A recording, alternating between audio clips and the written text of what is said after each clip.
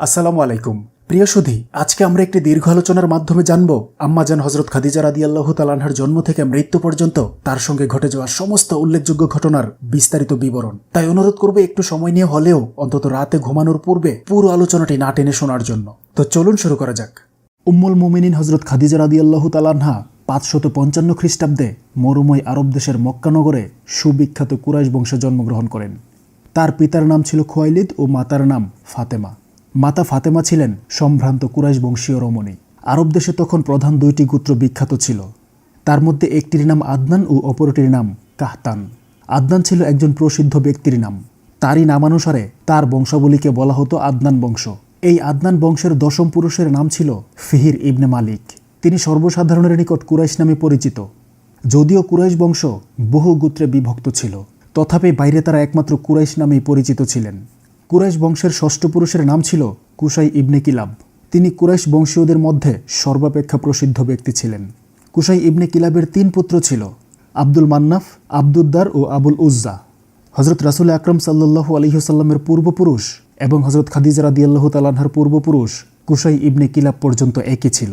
Qusai ইবনে কিলাবের এক পুত্র আব্দুল মান্নাফ হযরত রাসূল আকরাম সাল্লাল্লাহু আলাইহি ওয়াসাল্লামের পূর্বপুরুষ এবং অপর পুত্র আবুল উজ্জা হযরত খাদিজা রাদিয়াল্লাহু তাআলা আনহার পূর্বপুরুষ।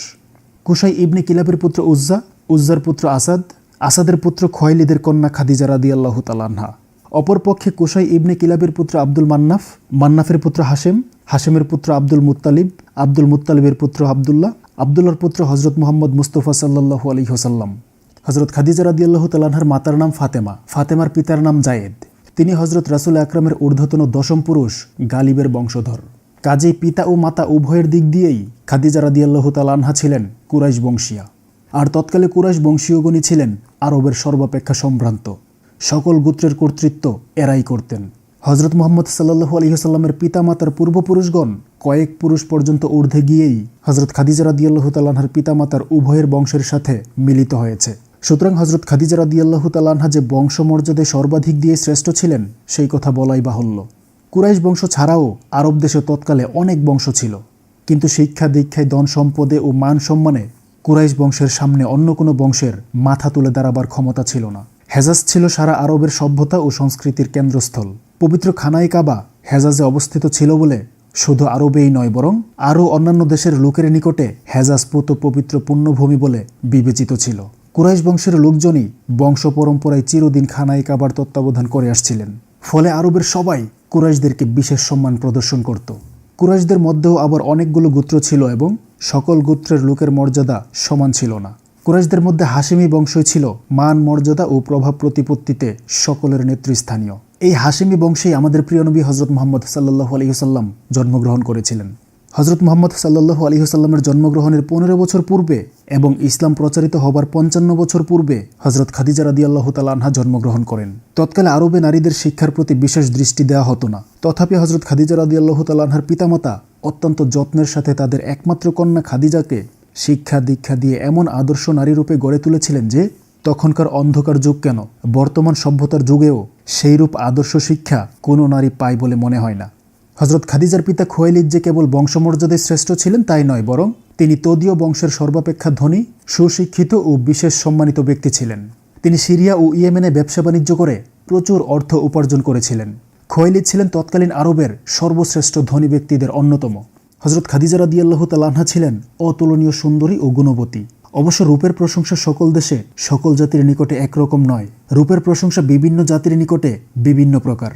কেবল শরীরের রং ফর্সা বা লাল হলেই তাকে সুন্দরী বা রূপবতী বলা চলে না। আফ্রিকার অধিবাসী সবাই ঘোর কৃষ্ণবর্ণ, কিন্তু তাই বলে যে তাদের মধ্যে রূপবতী বা গুণবতী নারী নেই এইরূপ ধারণা করা ভুল। তাদের ভেতরেও রূপের প্রতিযোগিতা চলে। নারীর সৌন্দর্যের মূল কথা তার দেহের গঠন ও কমনীয়তা। হযরত খাদিজা রাদিয়াল্লাহু তাআলা আনহাকে সেই দিক দিয়ে একেবারে নিখুঁত সুন্দরী বলা চলে। আরব দেশের মানুষ এমনিতেই শ্বেতাঙ্গ, কাজেই তাদের নিকট মেয়েদের সৌন্দর্যের প্রশংসা হলো দেহের লাবণ্য, কমনীয়তা ও গঠন প্রকৃতির নৈপুণ্য। এই দিক দিয়ে হযরত খাদিজা রাদিয়াল্লাহু তাআলা আনহা ছিলেন অতুলনীয়। তিনি যেমন ছিলেন অসাধারণ সুন্দরী, তেমনি ছিলেন বিশেষ গুণসম্পন্ন। শৈশবকাল থেকেই তার স্বভাব চরিত্র ছিল অত্যন্ত নিখুঁত ও সরল সুন্দর। তার অনুপম সৌন্দর্য ও ব্যবহারের মাধুর্যতায় সকলেই তাকে অত্যন্ত স্নেহ করত। যৌবনকালে তিনি অশেষ গুণবতী, সত্যপিপাসু ও নির্মল চরিত্রের অধিকারিণী ছিলেন। তার স্বচ্ছ চরিত্রের জন্য সকলে তাকে তাহেরা অর্থাৎ পবিত্র উপাধিতে ভূষিত করেছিল। উম্মুল মুমিনিন খাদিজা রাদিয়াল্লাহু তাআলা আনহা রূপে, গুণে, চরিত্রে, বংশমর্যাদায়, বিদ্যা বুদ্ধিতে ও ধন দৌলতে সব দিক দিয়েই ছিলেন তৎকালীন আরবের সেরা রমণী। বিপুল ধনভাণ্ডারের মালিক খোয়াইলিদের একমাত্র স্নেহের দুলালী ছিলেন তিনি। এই জন্য তিনি যৌবনবতী হওয়ার সঙ্গে সঙ্গে কুরাইশ বংশের বহু উচ্চ পরিবার হতে তার বিয়ের প্রস্তাব আসতে থাকে। যখন যেখান হতে বিয়ের প্রস্তাব আসছিল, খাদিজার পিতা খোয়াইলিদ তার প্রত্যেকটির দোষ গুণ সম্বন্ধে বিবেচনা করে দেখছিলেন। যেহেতু হজরত খাদিজা রাদিয়াল্লাহু তাআলা আনহা ছিলেন তার একমাত্র আদরের দুলালী, অবশেষে তুলনামূলকভাবে আবু হালা ইবনে জাহরাহ নামক জনৈক কুরাইশ বংশীয় যুবককেই তার কন্যার জন্য সর্বাপেক্ষা অধিক যোগ্য পাত্র বিবেচনা করে তার হাতেই খোয়াইলিদ তার একমাত্র কন্যা খাদিজাকে সমর্পণ করেন। হজরত খাদিজা রাদিয়াল্লাহু তাআলা আনহা আবু হালাকে স্বামীরূপে পেয়ে সত্যই সুখী হয়েছিলেন। যেহেতু আবু হালা ছিলেন পরম সুন্দর, সুশিক্ষিত ও অত্যন্ত বিনয়ী, আবু হালার ঔরসে হজরত খাদিজা রাদিয়াল্লাহু তাআলা আনহার একটি পুত্র সন্তান জন্মগ্রহণ করে। তার পুত্রটির নাম রাখলেন হিন্দ। তিনি পরবর্তীকালে হজরত রাসূল আকরাম সাল্লাল্লাহু আলাইহি ওয়াসাল্লামের একজন সাহাবী ও হাদিস বর্ণনাকারী রূপে বিশেষ খ্যাতি অর্জন করেছিলেন। হজরত খাদিজার অদৃষ্টে দাম্পত্য সুখ বুক অধিক দিন স্থায়ী হল না। পুত্রটি জন্মের কিছুকাল পরেই আবু হালা পরলোক গমন করেন। শিশুপুত্র হিন্দকে নিয়ে হজরত খাদিজা রাদিয়াল্লাহু তাআলা আনহা পিতৃগৃহে ফিরে এলেন। যৌবনের প্রারম্ভে এই নিদারুণ আঘাত হজরত খাদিজা রাদিয়াল্লাহু তাআলা আনহার কোমল হৃদয়কে নিতান্তই বিহ্বল করে ফেলল। খোয়াইলিদও অন্তরে বিশেষ আঘাত পেলেন। তার একমাত্র আদরের কন্যা খাদিজার ভাগ্য বিপর্যয়ে। মেয়ের সুপ্তপ্ত মুখের দিকে তাকিয়ে তার অন্তর হাহাকার করে উঠল। একই তিনি আশা করেছিলেন, রূপে, গুণে, বিদ্যায়, বুদ্ধিতে আরবের সর্বশ্রেষ্ঠ তার কন্যা। তার একমাত্র আদরের দুলালী স্নেহের পুতুলিকে কত দেখে শুনে ভেবে চিনতে বিয়ে দিলেন ভদ্র পরিবার এবং ভালো বর দেখে, আর তারই পরিণতি হলো এমন শোচনীয়।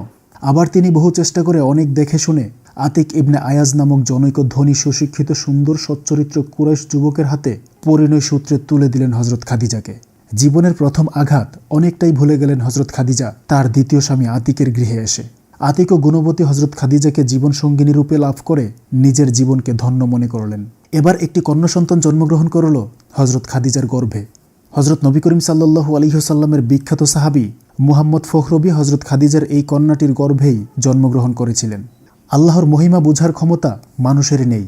তিনি কি উদ্দেশ্যে যে কি করেন তা শুধু তিনিই জানেন। তার লীলা খেলার অন্ত নেই, তাই তো লোকে তাকে বলে লীলাময়। দ্বিতীয়বারেও হজরত খাদিজার কপাল হল প্রথমবারের মতোই। কন্যাটি জন্মগ্রহণ করার অল্পকাল পরেই আতিক পরপারে চলে গেলেন হজরত খাদিজাকে সুখসাগরে ভাসিয়ে। পূর্ণিমা চাঁদের মতো রূপবতী হজরত খাদিজা দু চোখের পানি মুছতে মুছতে পুনরায় চলে এলেন পিতৃগৃহে। প্রথমবারের আঘাত তিনি অনেকটা ভুলে গিয়েছিলেন দ্বিতীয় স্বামী আতিককে পেয়ে, কিন্তু এবারে সুকোমল হৃদয়খানি একেবারেই ভেঙে পড়ল। প্রতিজ্ঞা করলেন তিনি জীবনে আর স্বামী গ্রহণ করবেন না। স্বামী সুখ তার অদৃষ্টে নেই। তখন কি তিনি একটিবারও চিন্তা করেছিলেন যে তার এই স্বামী বিয়োগের মধ্যেই নিহিত রয়েছে তার জন্য ইহকাল ও পরকালের সর্বাধিক মঙ্গল? তিনি কি তখন জানতেন যে দুনিয়ার সর্বশ্রেষ্ঠ মহামানবের জীবন সঙ্গিনী হবেন তিনি? মেয়ের করুণ চেহারার দিকে তাকাতে পারেন না খোয়াইলিদ। দু চোখ অশ্রুতে ভরে যায় তার মেয়ের ভাগ্য বিপর্যয়ের কথা চিন্তা করে। এত দেখে শুনে সুযোগ্য পাত্রের হাতে কন্যা সমর্পণ করেন তিনি। মেয়েও তার সুখী হয়, কিন্তু সেই সুখ স্থায়ী হয় না। নিজেকেই অপরাধী বলে মনে করেন তার কন্যার দুর্ভাগ্যের জন্য। মনে মনে ভাবেন তিনি, হয়তোবা আমার নিজের কোনো পাপের ফলেই মেয়ের কপাল ভেঙে যায় পুণ্য। মেয়ের দাম্পত্য সুখের মাথায় আঘাত বলতে পারেন না তিনি মোটেই। 10টি নয়, 5টি নয়, একটি মাত্র কন্যা তার। কেন তার অদৃষ্টে এমন দুর্যোগের ঘনঘটা নেমে আসে বারবার? খাদিজার মুখের দিকে তাকাতেই দু চোখ অশ্রুতে পরিপূর্ণ হয়ে যায় খোয়াইলিদের। পুরনো যুবতী খাদিজা সবেমাত্র 2টি সন্তানের মাতা। কি করে তাকে এভাবে ঘরে রাখা যায়? আরবের সর্বশ্রেষ্ঠ ধনী, শিক্ষিত, সম্মানী ও উচ্চ বংশের লোক খোয়াইলিদ, তার একমাত্র আদরের দুলালী হজরত খাদিজা একদিকে রূপে, গুণে, শিক্ষা দীক্ষায় সকলের সেরা, অপরদিকে খোয়াইলিদের মৃত্যুর পর খাদিজাই হবে তার পিতার বিশাল ঐশ্বর্যের একমাত্র অধিকারিণী। এহেন যুবতীয় পানি গ্রহণ করতে কার না স্বাদ হয়। আবার চতুর্দিক থেকে অসংখ্য প্রস্তাব আসতে থাকে হজরত খাদিজার বিবাহের জন্য। কেনই বা আসবে না? হজরত খাদিজার মতো সুন্দরী, শিক্ষিত ও গুণবতী রমণী সারা আরবে আর যে একটি খুঁজে পাওয়া যাবে তা মনে হয় না। খোয়াইলিদ কন্যাকে ডেকে বললেন, মা, তোমার প্রতিজ্ঞা ভঙ্গ করো। তুমি রাজি হলে আবার আমি ভালো ঘর, ভালো বর দেখে তোমাকে বিয়ে দেই। হজরত খাদিজা রাদিয়াল্লাহু তাআলা আনহা উত্তর করলেন, না আব্বা, ওসব চেষ্টা আর করবেন না। কোনো প্রয়োজন নেই ওসবের। প্রতিজ্ঞা করেছি আমি আর স্বামী গ্রহণ করব না। একবার নয়, 2বার তো স্বামী গ্রহণ করলাম। স্বামী সুখ আমার ভাগ্যে লেখা নেই হয়তোবা। অটল থাকেন হজরত খাদিজা রাদিয়াল্লাহু তাআলা আনহা আপন প্রতিজ্ঞায়। খোয়াইলিদও আর অধিক পীড়াপিড়ি করছেন না মেয়েকে। কিন্তু ইতিমধ্যে ঘটে যায় চরম দুর্ঘটনা। নতুন করে আরেকটি চরম বিপদ ঘটে গেল হযরত খাদিজা রাদিয়াল্লাহু তাআলা আনহার জীবনে। মাত্র 2 দিনের অসুখে খোয়াইলিদ ইহলোক ত্যাগ করে চলে যান অনন্ত ধামে হযরত খাদিজাকে শোকসাগরে ভাসিয়ে। ভাগ্যের কি নির্মম পরিহাস, সবই আল্লাহর মহিমা। কোন উদ্দেশ্যে তিনি কি করেন তা শুধু তিনিই জানেন। মানুষের সাধ্য নাই তার নিঘোর রহস্যের উদ্ঘাটন করে। উম্মুল মুমিনিন খাদিজা রাদিয়াল্লাহু তাআলা আনহা ধনী গৃহের একমাত্র আদরের দুলালি হলেও তাকে নানা ঘাত প্রতিঘাতের মধ্য দিয়েই যৌবনের প্রথম অংশ অতিক্রম করতে হয়েছিল। কাজেই তিনি সুখ দুঃখ ও বিপদাপদ সহ্য করার মতো যথেষ্ট মানসিক শক্তি অর্জন করেছিলেন। তাই বিধবা ও পিতৃহারা হয়ে প্রথম দিকে একটু বিচলিত হয়ে পড়লেও একেবারে হতবুদ্ধি হয়ে পড়েননি তিনি। পিতার মৃত্যুর পর তার বিরাট ব্যবসায় মনোযোগ দিলেন তিনি। হযরত খাদিজা রাদিয়াল্লাহু তাআলা আনহার পৈতৃক ধন সম্পদ ছিল প্রচুর। তদুপরি তার দ্বিতীয় স্বামীর মৃত্যুর পর তার বিরাট সম্পত্তি ও ধন দৌলতও তিনি লাভ করেন। যেহেতু তার স্বামী আতিকের অন্য কোনো উত্তরাধিকারী ছিল না, সদুপায়ে অর্থ উপার্জন এবং তার সদ্ব্যবহার সম্পর্কে হযরত খাদিজা রাদিয়াল্লাহু তাআলা আনহার যথেষ্ট অভিজ্ঞতা ছিল। তবে তার পিতার ব্যবসায় বাণিজ্যের স্থান অধিকাংশই আরবের বাইরে বিভিন্ন দেশে ছিল বলে প্রথম দিকে তিনি সেসব স্থানের ব্যবসায় পরিচালনার ব্যাপারে বেশ একটু চিন্তিত হয়ে পড়েন। কিন্তু অতি অল্প সময়ের মধ্যেই তিনি সেসব সমস্যার সুষ্ঠু সমাধান করতে সমর্থ হন। কতিপয় বিশ্বাসী ও সুদক্ষ কর্মচারী নিযুক্ত করে তিনি বিভিন্ন স্থানের ব্যবসা পরিচালনার ব্যবস্থা করে ফেললেন। বিচক্ষণ ব্যবসায়ী পিতার সঙ্গে থেকে তিনি বাল্যকাল থেকেই ব্যবসা বাণিজ্যে বিরাট দক্ষতা অর্জন করেছিলেন। তারই ফলে তিনি অকালে বিধবা ও পিতৃহারা হয়েও ভেঙে পড়েননি। ব্যবসায়েও কোনো ক্ষতি হয়নি, বরং পিতার আমলের চেয়ে তার আমলের ব্যবসায়ে উত্তরোত্তর উন্নতি হচ্ছিল। বুদ্ধিমতী উম্মুল মুমিনিন খাদিজা রাদিয়াল্লাহু তাআলা আনহা তার পিতার আমলের ব্যবসায়ের পূর্ণ দায়িত্বভার নিয়ে তা সুষ্ঠুভাবে পরিচালনা ও উন্নতি বিধানের মধ্যে তার সমস্ত সত্তাকে নিয়োজিত করেন। বৈষয়িক বুদ্ধিতে যে তিনি অতুলনীয় ছিলেন, ধীরে ধীরে সেই কথাটাই সুস্পষ্ট হয়ে ফুটে উঠল সমস্ত আরববাসীদের চোখের সামনে। পিতার অনুকরণেই তিনি দেশ বিদেশে বিভিন্ন পণ্যদ্রব্য রপ্তানি ও বিদেশ হতে আমদানি করতে লাগলেন। অতি অল্প দিনের মধ্যেই দেশ ও বিদেশের সর্বত্র তার সুনাম ছড়িয়ে পড়ল। ব্যবসায় বাণিজ্য ক্ষেত্রে তিনি এত অধিক সুনাম অর্জন করেছিলেন যে হযরত মুহাম্মদ সাল্লাল্লাহু আলাইহি ওয়াসাল্লামের সঙ্গে বিবাহের পূর্ব পর্যন্ত বহু প্রভাবশালী শিক্ষিত ও সম্ভ্রান্ত কুরাইশ যুবক তার ব্যবসায় অংশগ্রহণ করেছিল এবং সকলেই শতমুখে তার প্রশংসা করেছিল। আল্লাহ তাআলা তাকে যেমন অগাধ জ্ঞান বুদ্ধি দিয়েছিলেন, তেমনি দরদও দিয়েছিলেন অফুরন্ত। দুঃখী দরিদ্র ও নিপীড়িত নির্যাতিত মানুষের প্রতি সহানুভূতি ও সমবেদনাশীল হওয়াটাই ছিল তার একান্ত পরিবেশগত শিক্ষার ফল। তিনি এমন ঘরে মানুষ হয়েছিলেন যেখানে দুস্থ ও নির্যাতিতের সেবা করা মানুষের একটা সর্বপ্রধান মহান কর্তব্য বলে বিবেচিত হতো। হযরত খাদিজার পিতা খোয়াইলিদ বিপুল ধন সম্পদের অধিকারী হওয়া সত্ত্বেও কৃপণতা ও অহংকারিতা তার হৃদয়ে কোনোদিনই বিন্দুমাত্র স্থান পায়নি। তিনি দুস্থ ও নির্যাতিত মানবের সেবাকে জীবনের শ্রেষ্ঠ ব্রত বলেই গ্রহণ করেছিলেন। হযরত খাদিজা রাদিয়াল্লাহু তাআলা আনহা উত্তরাধিকার সূত্রেই এসব মহান গুণের অধিকারিণী হয়েছিলেন। বাল্যকাল হতেই তিনি পিতার ন্যায় নিঃস্ব ও দরিদ্রদেরকে দান খয়রাত করে প্রচুর আনন্দ পেতেন। পিতা খোয়াইলিদ দুঃখী দরিদ্রদেরকে অকাতরে দান করতেন এবং তার অধিকাংশই তার একমাত্র আদরের দুলালি খাদিজার হাত দিয়েই বিতরণ করতেন। অনেক সময়ে দান খয়রাত করে শেষ হয়ে যাওয়ার পরেও মেয়ের অনেক অর্থ দান করতে তিনি বাধ্য হতেন। তাই পরবর্তী জীবনে এসব গুণ তার মজ্জাগত হয়ে গিয়েছিল। বিবাহের পরেও তার এসব গুণের বিন্দুমাত্র ব্যতিক্রম হয়নি। পিতা ও স্বামীর মৃত্যুর পরে তিনি বিরাট ঐশ্বর্যের অধিকারী হয়ে দুস্থ মানবের সেবায় আরও অধিক পরিমাণে আত্মনিয়োগ করেন। হযরত রাসূল আকরাম সাল্লাল্লাহু আলাইহি সাল্লামের সঙ্গে বিবাহ হবার পরেই তার এই দান ও সেবার মনোভাব চূড়ান্ত রূপ পরিগ্রহ করে। তিনি তার যাবতীয় ধন সম্পদ নবীজিকে স্বামীরূপে গ্রহণ করার পর ইসলামের সেবার উদ্দেশ্যে স্বামীর চরণে ঢেলে দিয়েছিলেন। উম্মুল মুমিনিন খাদিজা রাদিয়াল্লাহু তাআলা আনহা তার পিতার বিরাট ব্যবসায়ের ভার গ্রহণ করে ব্যবসার ক্ষেত্রে একটা নতুন ব্যবস্থা প্রবর্তন করলেন। তাতে প্রতিবেশী দরিদ্র জনসাধারণ বাঁচার মতো একটা উৎকৃষ্ট পথ খুঁজে পেল। এটা হলো তার নিকট থেকে মূলধন নিয়ে ব্যবসা করা। যাদের ব্যবসা সম্বন্ধে বেশ অভিজ্ঞতা আছে, যথেষ্ট ইচ্ছাও আছে, অথচ অর্থের অভাবে ব্যবসা করতে পারছে না, তারা একটি সুবর্ণ সুযোগ পেয়ে গেল হযরত খাদিজার এই নতুন ব্যবস্থার ফলে। বিশ্বাসী ও বুদ্ধিমান লোক দেখে তিনি ব্যবসায়ের জন্য মূলধন বিনিয়োগ করতে থাকলেন। শর্ত হলো ব্যবসায় যা লাভ হবে তার অর্ধেক সে পাবে। প্রথমে অল্প অল্প করে তিনি সবাইকে অর্থ প্রদান করলেন, পরে যোগ্যতা ও সততা বুঝে সেই অর্থের পরিমাণ ক্রমেই বাড়িয়ে দিতে থাকলেন। এইরূপ আরবের অসংখ্য শিক্ষিত বেকার যুবক ব্যবসা ক্ষেত্রে নেমে পড়লেন হযরত খাদিজার নিকট থেকে মূলধন নিয়ে। যারা একমুষ্টি অন্যের জন্য চতুর্দিকে অন্ধকার দেখছিল, তাদের সচ্ছলতা নেমে এলো অতি অল্প দিনের মধ্যেই। তাছাড়া তার নিজস্ব ব্যবসায় পরিচালনার জন্য অসংখ্য শিক্ষিত ও বিশ্বাসী কর্মচারী নিযুক্ত হলো দেশ বিদেশের সর্বত্র। বেতনভোগী কর্মচারীদেরকেও তিনি শুধু নির্দিষ্ট বেতনই দিতেন না, প্রত্যেকের সততা ও কার্যদক্ষতা অনুযায়ী মাঝে মাঝে উপযুক্ত পুরস্কারও দিতেন। কোনো একটা জাতীয় অনুষ্ঠানের পূর্বে সকল কর্মচারীকেই কম বেশি এই পুরস্কার প্রদান করতেন তিনি। বছরে 2-3 বার এই পুরস্কার দেওয়া হতো। এর ফলে কর্মচারীদের মধ্যে কর্মোদ্যম ও সততা বৃদ্ধি পেত। তার এসব ব্যবস্থার ফলে কোনো কর্মচারী তাকে একটি পয়সাও ফাঁকি দেওয়ার কথা চিন্তা করত না। তিনি অসংখ্য দাসদাসীকেও স্বীয় পুত্র কন্যাবধ প্রতিপালন করে তাদের দ্বারাও নিজের ব্যবসা পরিচালনা করতেন। তিনি দাসদাসী ও কর্মচারীদের সকল প্রকার ত্রুটি বিচ্যুতি নিজ গুণে ক্ষমা করে তাদের সাথে এমন ব্যবহার করতেন যে তারা প্রত্যেকেই তাকে মাতৃবৎ মনে করে অত্যন্ত শ্রদ্ধার সাথে তার প্রতিটি আদেশ অক্ষরে অক্ষরে প্রতিপালন করত। উম্মুল মুমিনিন খাদিজা রাদিয়াল্লাহু তাআলা আনহার এসব সহৃদয়তার ফলে প্রতিটি কর্মচারী ও দাসদাসী তার প্রত্যেকটি কাজকে নিজের কাজ বলে মনে করে অতি আগ্রহের সাথে তা সুসম্পন্ন করত। প্রত্যেক দাসদাসীকেও তিনি মাঝে মাঝেই পুরস্কার প্রদান করতেন, যা তৎকালীন আমলের কোনো দাসদাসীর মালিক চিন্তাও করতে পারেনি কোনোদিন। অন্ধকার যুগ হলেও ব্যবসায়ের দিক দিয়ে তৎকালে আরববাসীগণ ছিল সারা দুনিয়ার মধ্যে প্রসিদ্ধ ব্যবসায়ী। তারা অনেক লোক একত্রে দল বেঁধে উট বুঝাই করে আরবের বিভিন্ন পণ্যদ্রব্য নিয়ে বিভিন্ন দেশে গমন করে অতি উচ্চ মূল্যে তা বিক্রি করত। আবার সেই অর্থের দ্বারা বিদেশ হতে পণ্য এনে আরবে বিক্রি করত। ব্যবসা ক্ষেত্রে সততায়ও আরবীয় বণিকগণ ছিলেন দুনিয়ার সেরা। মারামারি, কাটাকাটি, দাঙ্গা হাঙ্গামা, এমনকি ডাকাতিতে আরবীয়গণ সিদ্ধহস্ত হলেও ব্যবসা ক্ষেত্রে একটি পয়সাও কাউকে ঠকিয়ে নেওয়ার কথা চিন্তাও করতে পারত না। অনেক সময় সমুদ্রপথে দূরদেশেও বাণিজ্য গমন করত তারা। ইসলাম প্রচারের বহুকাল পূর্ব হতেই আরবীয় বণিকগণ সুদূর এই পাক ভারতে বাণিজ্য করতে আসত। ইতিহাসে তার অজস্র প্রমাণ রয়েছে। এই সেদিনও একদল আরবীয় বণিক পাক ভারতে বাণিজ্য করতে আসার পথে দেবল বন্দরে কতগুলো দস্যু কর্তৃক তাদের বাণিজ্য জাহাজ লুণ্ঠিত হয়েছিল, যার ফলে হেজাজের শাসনকর্তা হাজ্জাজ মুহাম্মদ বিন কাসিমকে পাঠিয়ে দিয়েছিলেন সিন্ধু অভিযানে। হযরত খাদিজা রাদিয়াল্লাহু তাআলা আনহার ব্যবসা ক্রমেই পৃথিবীর বিভিন্ন দেশে বিস্তার লাভ করল। চতুর্দিক হতে অগণিত অর্থ তার হাতে আসতে লাগলো।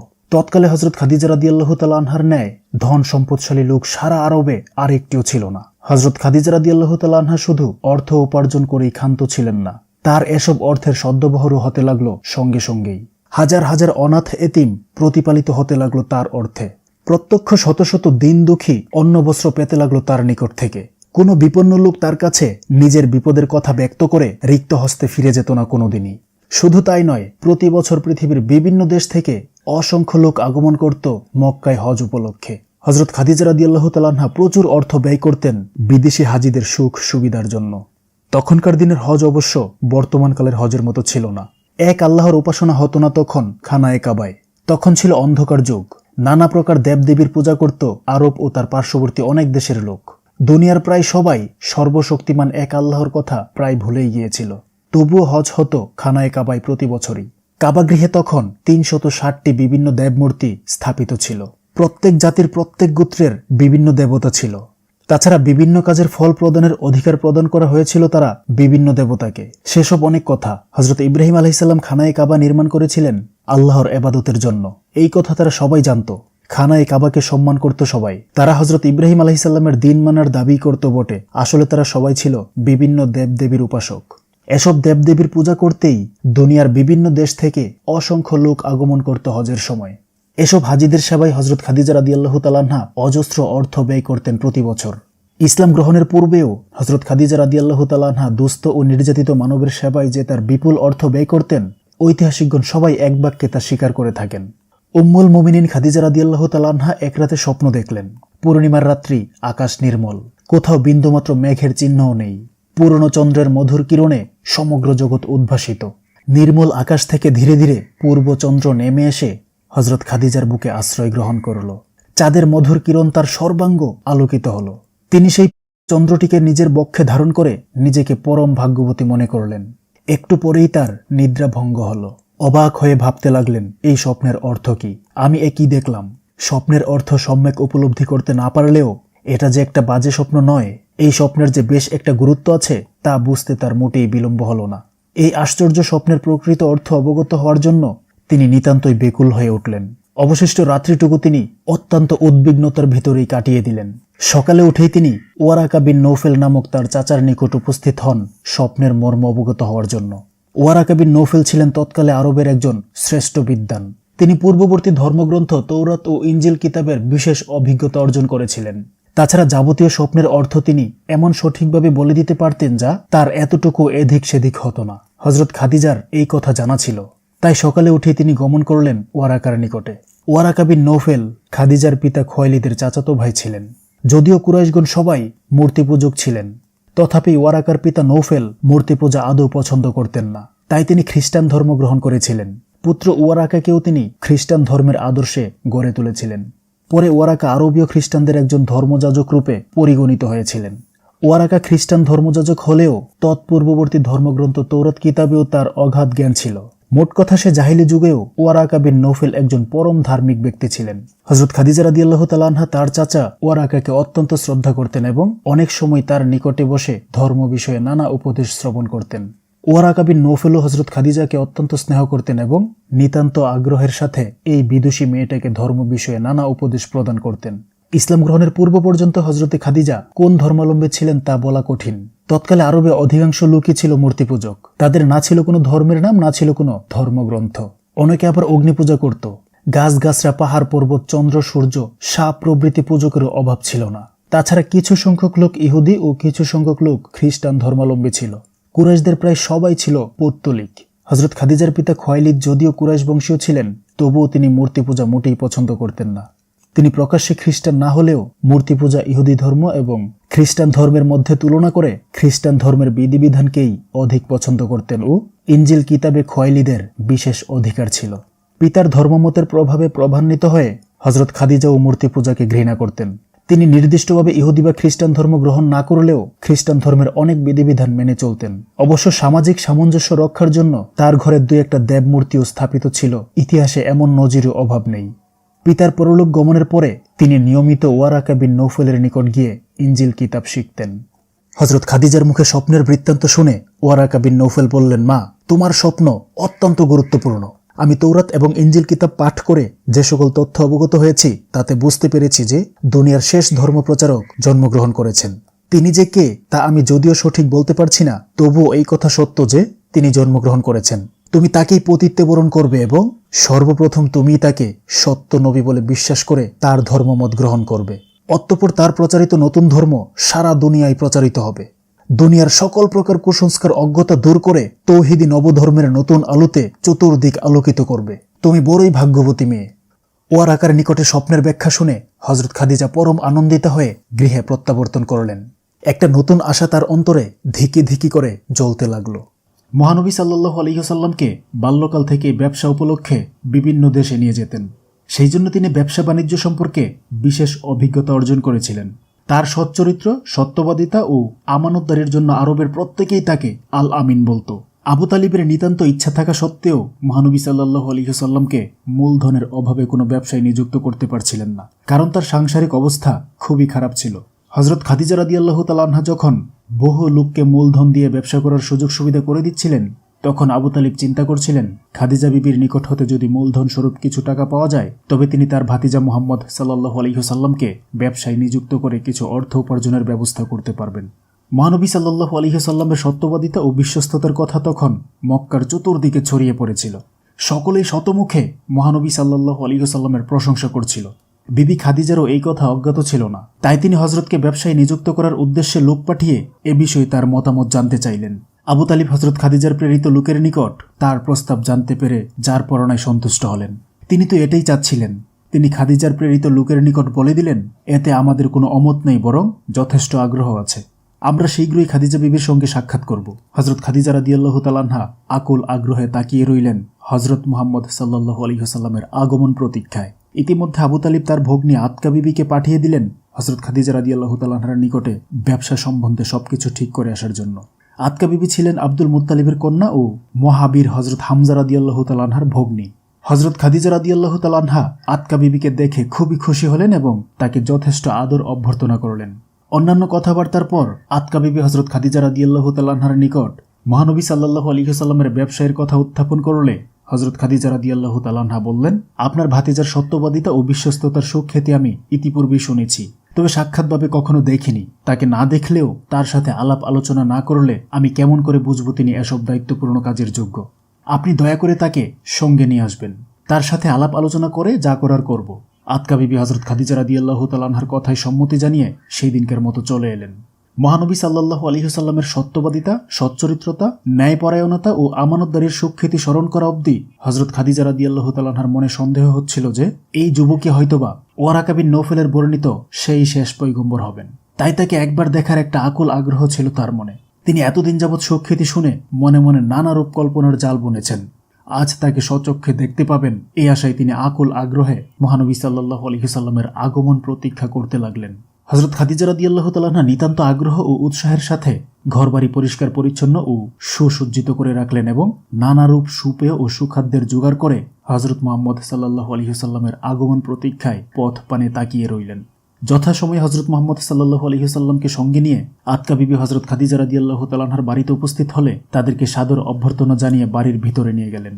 ওয়ারাকা বিন নৌফেলের নিকট নিজের স্বপ্নের অর্থ শোনার পর হতেই হযরত খাদিজা রাদিয়াল্লাহু তাআলা আনহা মনে মনে শেষ পয়গম্বরের প্রতি আত্মসমর্পণ করেছিলেন এবং তাকে দেখার একটা আকুল আগ্রহ হৃদয়ে পোষণ করে তার প্রতীক্ষা করছিলেন। খাদিজা রাদিয়াল্লাহু তাআলা আনহা হযরত মুহাম্মদ সাল্লাল্লাহু আলাইহি ওয়াসাল্লামকে দেখে তাড়াতাড়ি তৌরাত গ্রন্থ খুলে তাতে বর্ণিত শেষ পয়গম্বরের লক্ষণসমূহ মিলিয়ে দেখলেন যে মহানবী সাল্লাল্লাহু আলাইহি ওয়াসাল্লামের আকৃতি প্রকৃতি হুবহু মিলে যাচ্ছে, কোথাও কোনো অমিল নেই। হযরত খাদিজার হৃদয় আনন্দে নেচে উঠল। এতদিন যাবৎ তিনি মনে মনে তার সম্বন্ধে যেরূপ ধারণা করে আসছিলেন, আজ তাকে দর্শন করে দেখলেন মহানবী সাল্লাল্লাহু আলাইহি ওয়াসাল্লাম তার কল্পনারও অনেক ঊর্ধ্বে। তিনি পুণ্য মহানবী সাল্লাল্লাহু আলাইহি ওয়াসাল্লামের কোমল মুখচন্দ্রিমা দৃষ্টিমাধুর্য, চক্ষের গঠন প্রণালী, তরঙ্গায়িত কেশরাশির মনমাতানো সৌন্দর্য, আজানুলম্বিত বাহুদয় ও অপূর্ব সুতৃষ্ণ নয়নে দেখতে লাগলেন।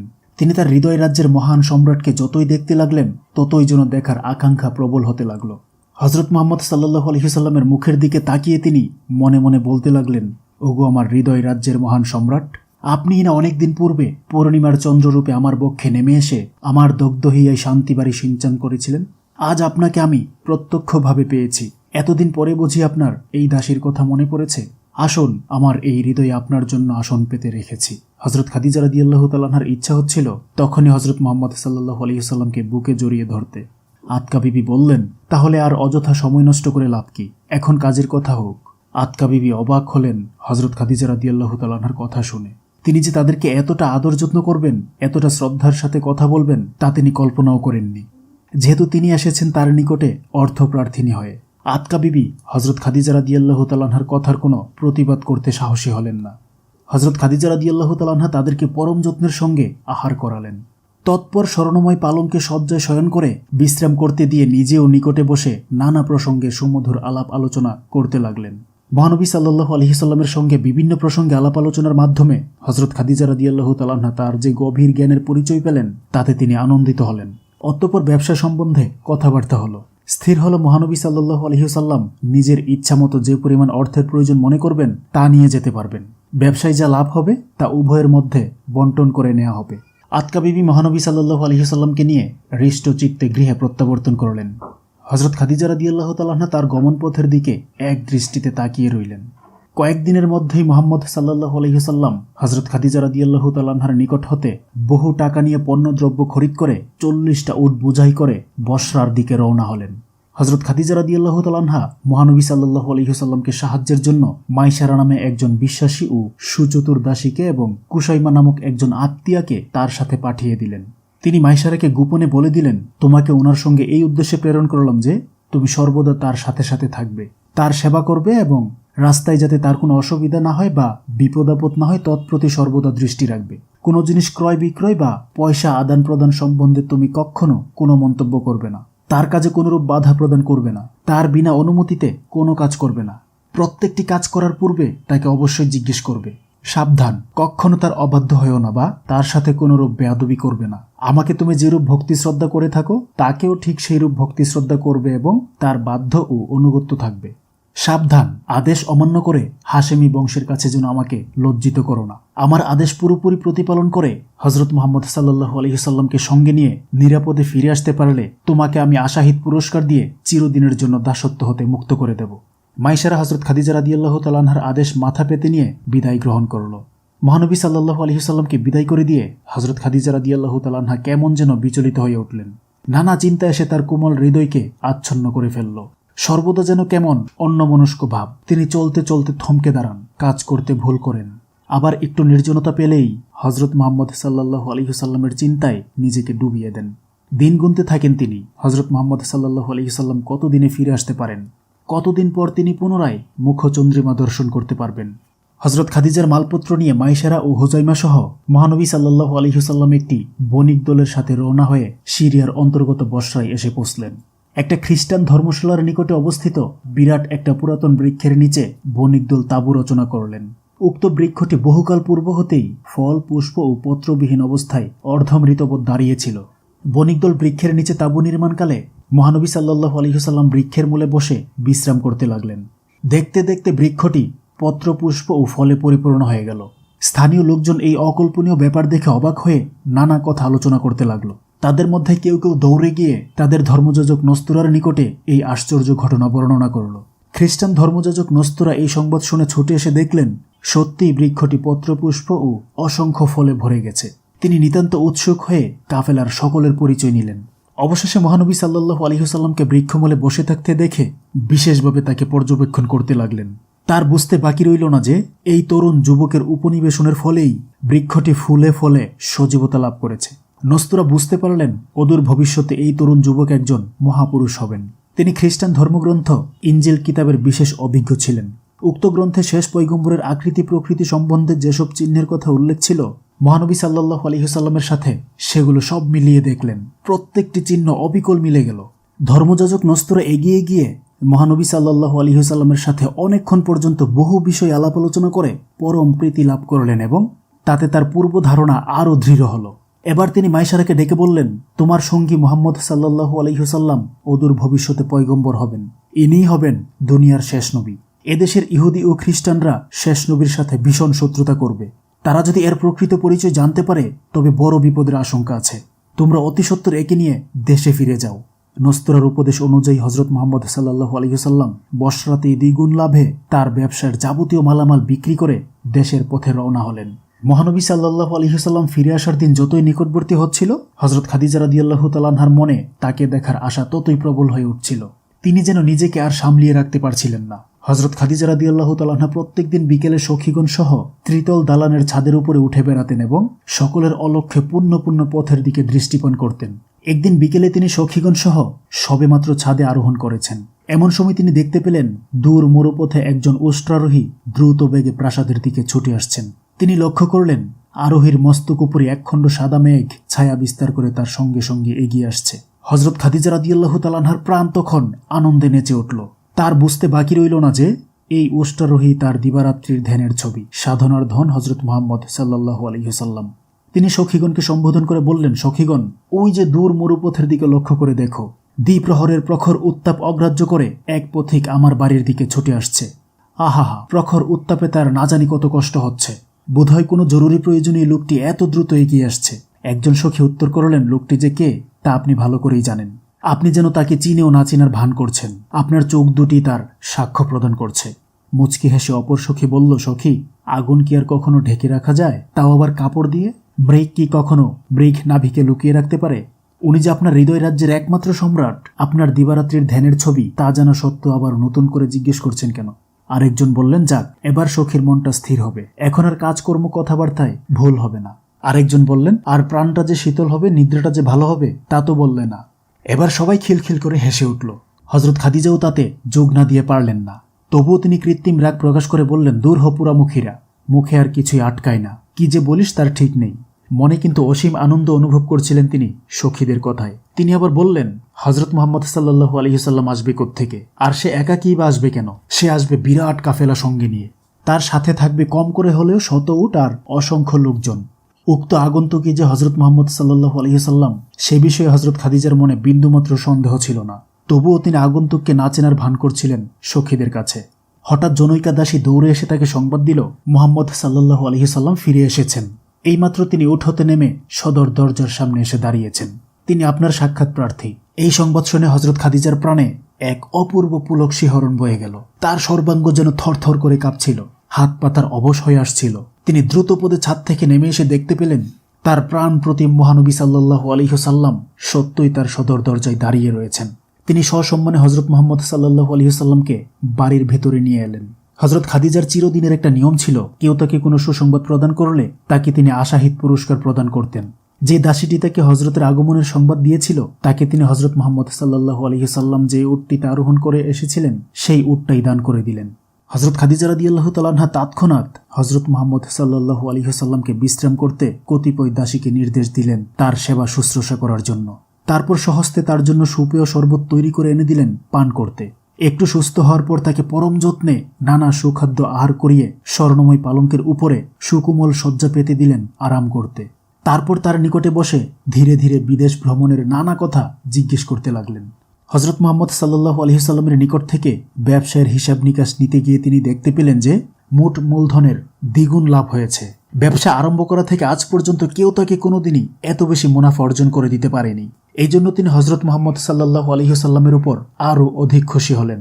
তিনি মহানবী সাল্লাল্লাহু আলাইহি সাল্লামকে তার প্রাপ্য লভ্যাংশ ছাড়াও আশাতীত পুরস্কার প্রদান করে বিদায় করলেন। কয়েকদিন পর মাইসারা ও হুজাইমা এসে পড়ল কাফেলার সাথে। হজরত খাদিজা রাদিয়াল্লাহু তাআলা আনহা পূর্ব হতেই মহানবী সাল্লাল্লাহু আলাইহি সাল্লামের প্রতি নিতান্ত অনুরক্তা হয়ে পড়েছিলেন। তদুপরি ব্যবসায়িক কৃতিত্ব দেখে তিনি আরও অধিক সন্তুষ্ট হলেন। এরপরে মাইসারা ও হুজাইমার নিকটে বসরার আশ্চর্য ঘটনার কথা এবং ধর্মযাজক নস্তুরার ভবিষ্যৎবাণীর কথা শুনে তাকে জীবনসঙ্গী রূপে লাভ করার জন্য নিতান্ত বেকুল হয়ে উঠলেন। যেই খাদিজা পুনরায় স্বামী গ্রহণ করবেন না বলে দৃঢ় প্রতিজ্ঞা করেছিলেন, তিনিই আজ বিবাহের জন্য একেবারে উন্মাদিনী হয়ে পড়লেন, তাও আবার একজন নিতান্তই নিঃস্ব দরিদ্রের সাথে। আল্লাহ তাআলার কি অপূর্ব মহিমা! আরবের বহু ধনী, শিক্ষিত ও সুন্দর যুবক পানি প্রার্থী হয়ে নিরাশ হয়েছিল, অথচ ঘটনা প্রবাহে আজ হজরত খাদিজার সেই প্রতিজ্ঞা স্রোতের মুখে তৃণখণ্ডের ন্যায় ভেসে গেল। বিধাতার কি অপূর্ব বিধান! নারী স্বভাবতই গুণের পূজারিণী। পুরুষের গুণ নারী দেহ মনে এক অপূর্ব আকর্ষণের সৃষ্টি করে। হজরত খাদিজা রাদিয়াল্লাহু তাআলা আনহা হজরত মুহাম্মদ সাল্লাল্লাহু আলাইহি সাল্লামের গুণরাশি যতই অবগত হচ্ছিলেন ততই তার প্রতি আকৃষ্ট হয়ে পড়ছিলেন। তার অসামান্য গুণাবলীর কথা অবগত হয়ে তিনি তার পূর্ব প্রতিজ্ঞা ভুলে গিয়ে আবার নতুন করে সংসার পাতার স্বপ্নে বিভোর হয়ে পড়েন।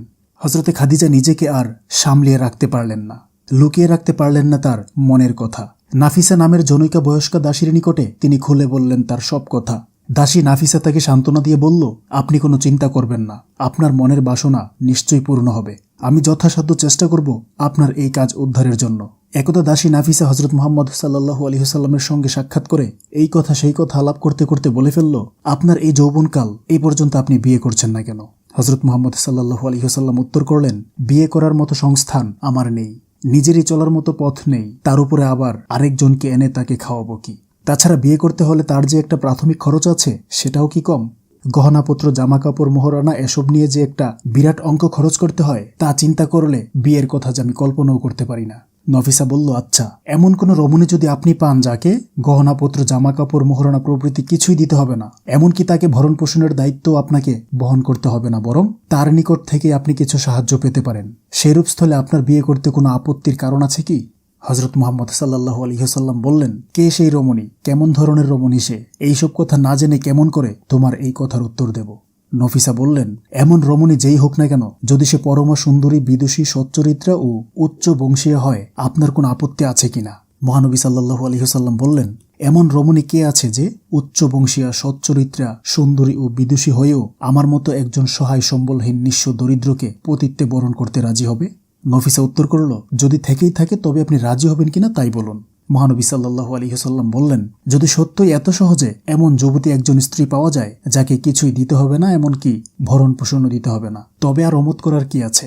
কিন্তু এটা যে একেবারে আকাশকুসুম বলেই মনে হয়, এও কি সম্ভব? নফিসা বলল, নিশ্চয়ই সম্ভব, আকাশকুসুম নয়। হজরত জিজ্ঞেস করলেন, কে সেই রমণী? নফিসা বলল, খোয়াইলিদের কন্যা খাদিজা। তিনি সর্বদাই আপনার প্রশংসা করে থাকেন। আমার বিশ্বাস যে আপনার তরফ হতে প্রস্তাব করলে অতি সহজেই তিনি রাজি হবেন। যদি বলেন তবে আমি তাকে এই বিষয়ে একটু জিজ্ঞেস করে দেখতে পারি। মহানবী সাল্লাল্লাহু আলাইহি সাল্লাম বললেন, বেশ, তা চেষ্টা করে দেখতে পারো। নফিসা গিয়ে হজরত খাদিজা রাদিয়াল্লাহু তাআলা আনহাকে সব কথা খুলে বললে তিনি তাকে আবার পাঠিয়ে দিলেন হজরত মুহাম্মদ সাল্লাল্লাহু আলাইহি সাল্লামের নিকটে। তিনি তাকে বলে দিলেন, তুমি গিয়ে তাকে আমার সম্মতির কথা জানিয়ে এসো। নফিসা পুনরায় এসে হজরত মুহাম্মদ সাল্লাল্লাহু আলাইহি সাল্লামকে খাদিজার সম্মতির কথা জানালে তিনি বললেন, আচ্ছা, তুমি একবার আমার চাচা আবু তালিবের নিকটে এই কথা বলে এসো। যেহেতু আমার ইচ্ছা থাকলেও আমার চাচার অমতে আমি কিছুই করতে পারবো না, আবার আমি নিজেও তাকে এই কথা বলতে পারবো না। নফিসা আবু তালিবকে এসব জানালে তিনি বিশেষ আগ্রহের সাথে সম্মতি প্রদান করলেন।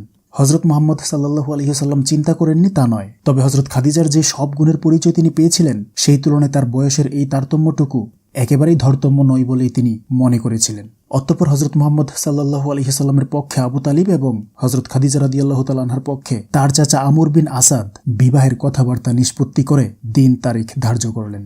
নির্দিষ্ট তারিখে হজরতের পক্ষ থেকে আবু তালিব, হজরত হামজা এবং আরও অনেক আত্মীয় স্বজন আর হজরত খাদিজার পক্ষে আমর বিন আসাদ, ওয়ারাকা বিন নৌফেল এবং আরও অনেকে উপস্থিত থেকে শুভ বিবাহ সুসম্পন্ন করলেন।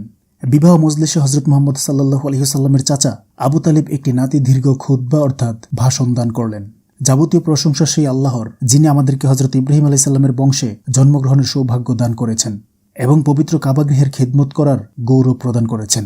আমার ভাতিজা মুহাম্মদ সাল্লাল্লাহু আলাইহি সাল্লাম আর্থিক অবস্থার দিক দিয়ে নিঃস্ব হলেও সে যে সর্বগুণে গুণান্বিত, এই কথা বলতে সত্যই আমি গৌরব অনুভব করছি। আর আমার এই কথা যে বিন্দুমাত্র অতিরঞ্জিত নয়, আশা করি তা আরবের প্রত্যেকটি ব্যক্তি এক বাক্যে স্বীকার করবেন। খোয়াইলিদের কন্যা খাদিজার সঙ্গে আপনাদের ও আমাদের সম্পর্ক নতুন নয়, তবুও নতুন করে তার সঙ্গে একটা সম্পর্ক স্থাপন করতে পেরে আমি আনন্দ অনুভব করছি। আমার ভাতিজা মুহাম্মদ তার পানি প্রার্থী। আমি খাদিজার মোহরানা হিসেবে 20টি উট খাদিজাকে দান করছি।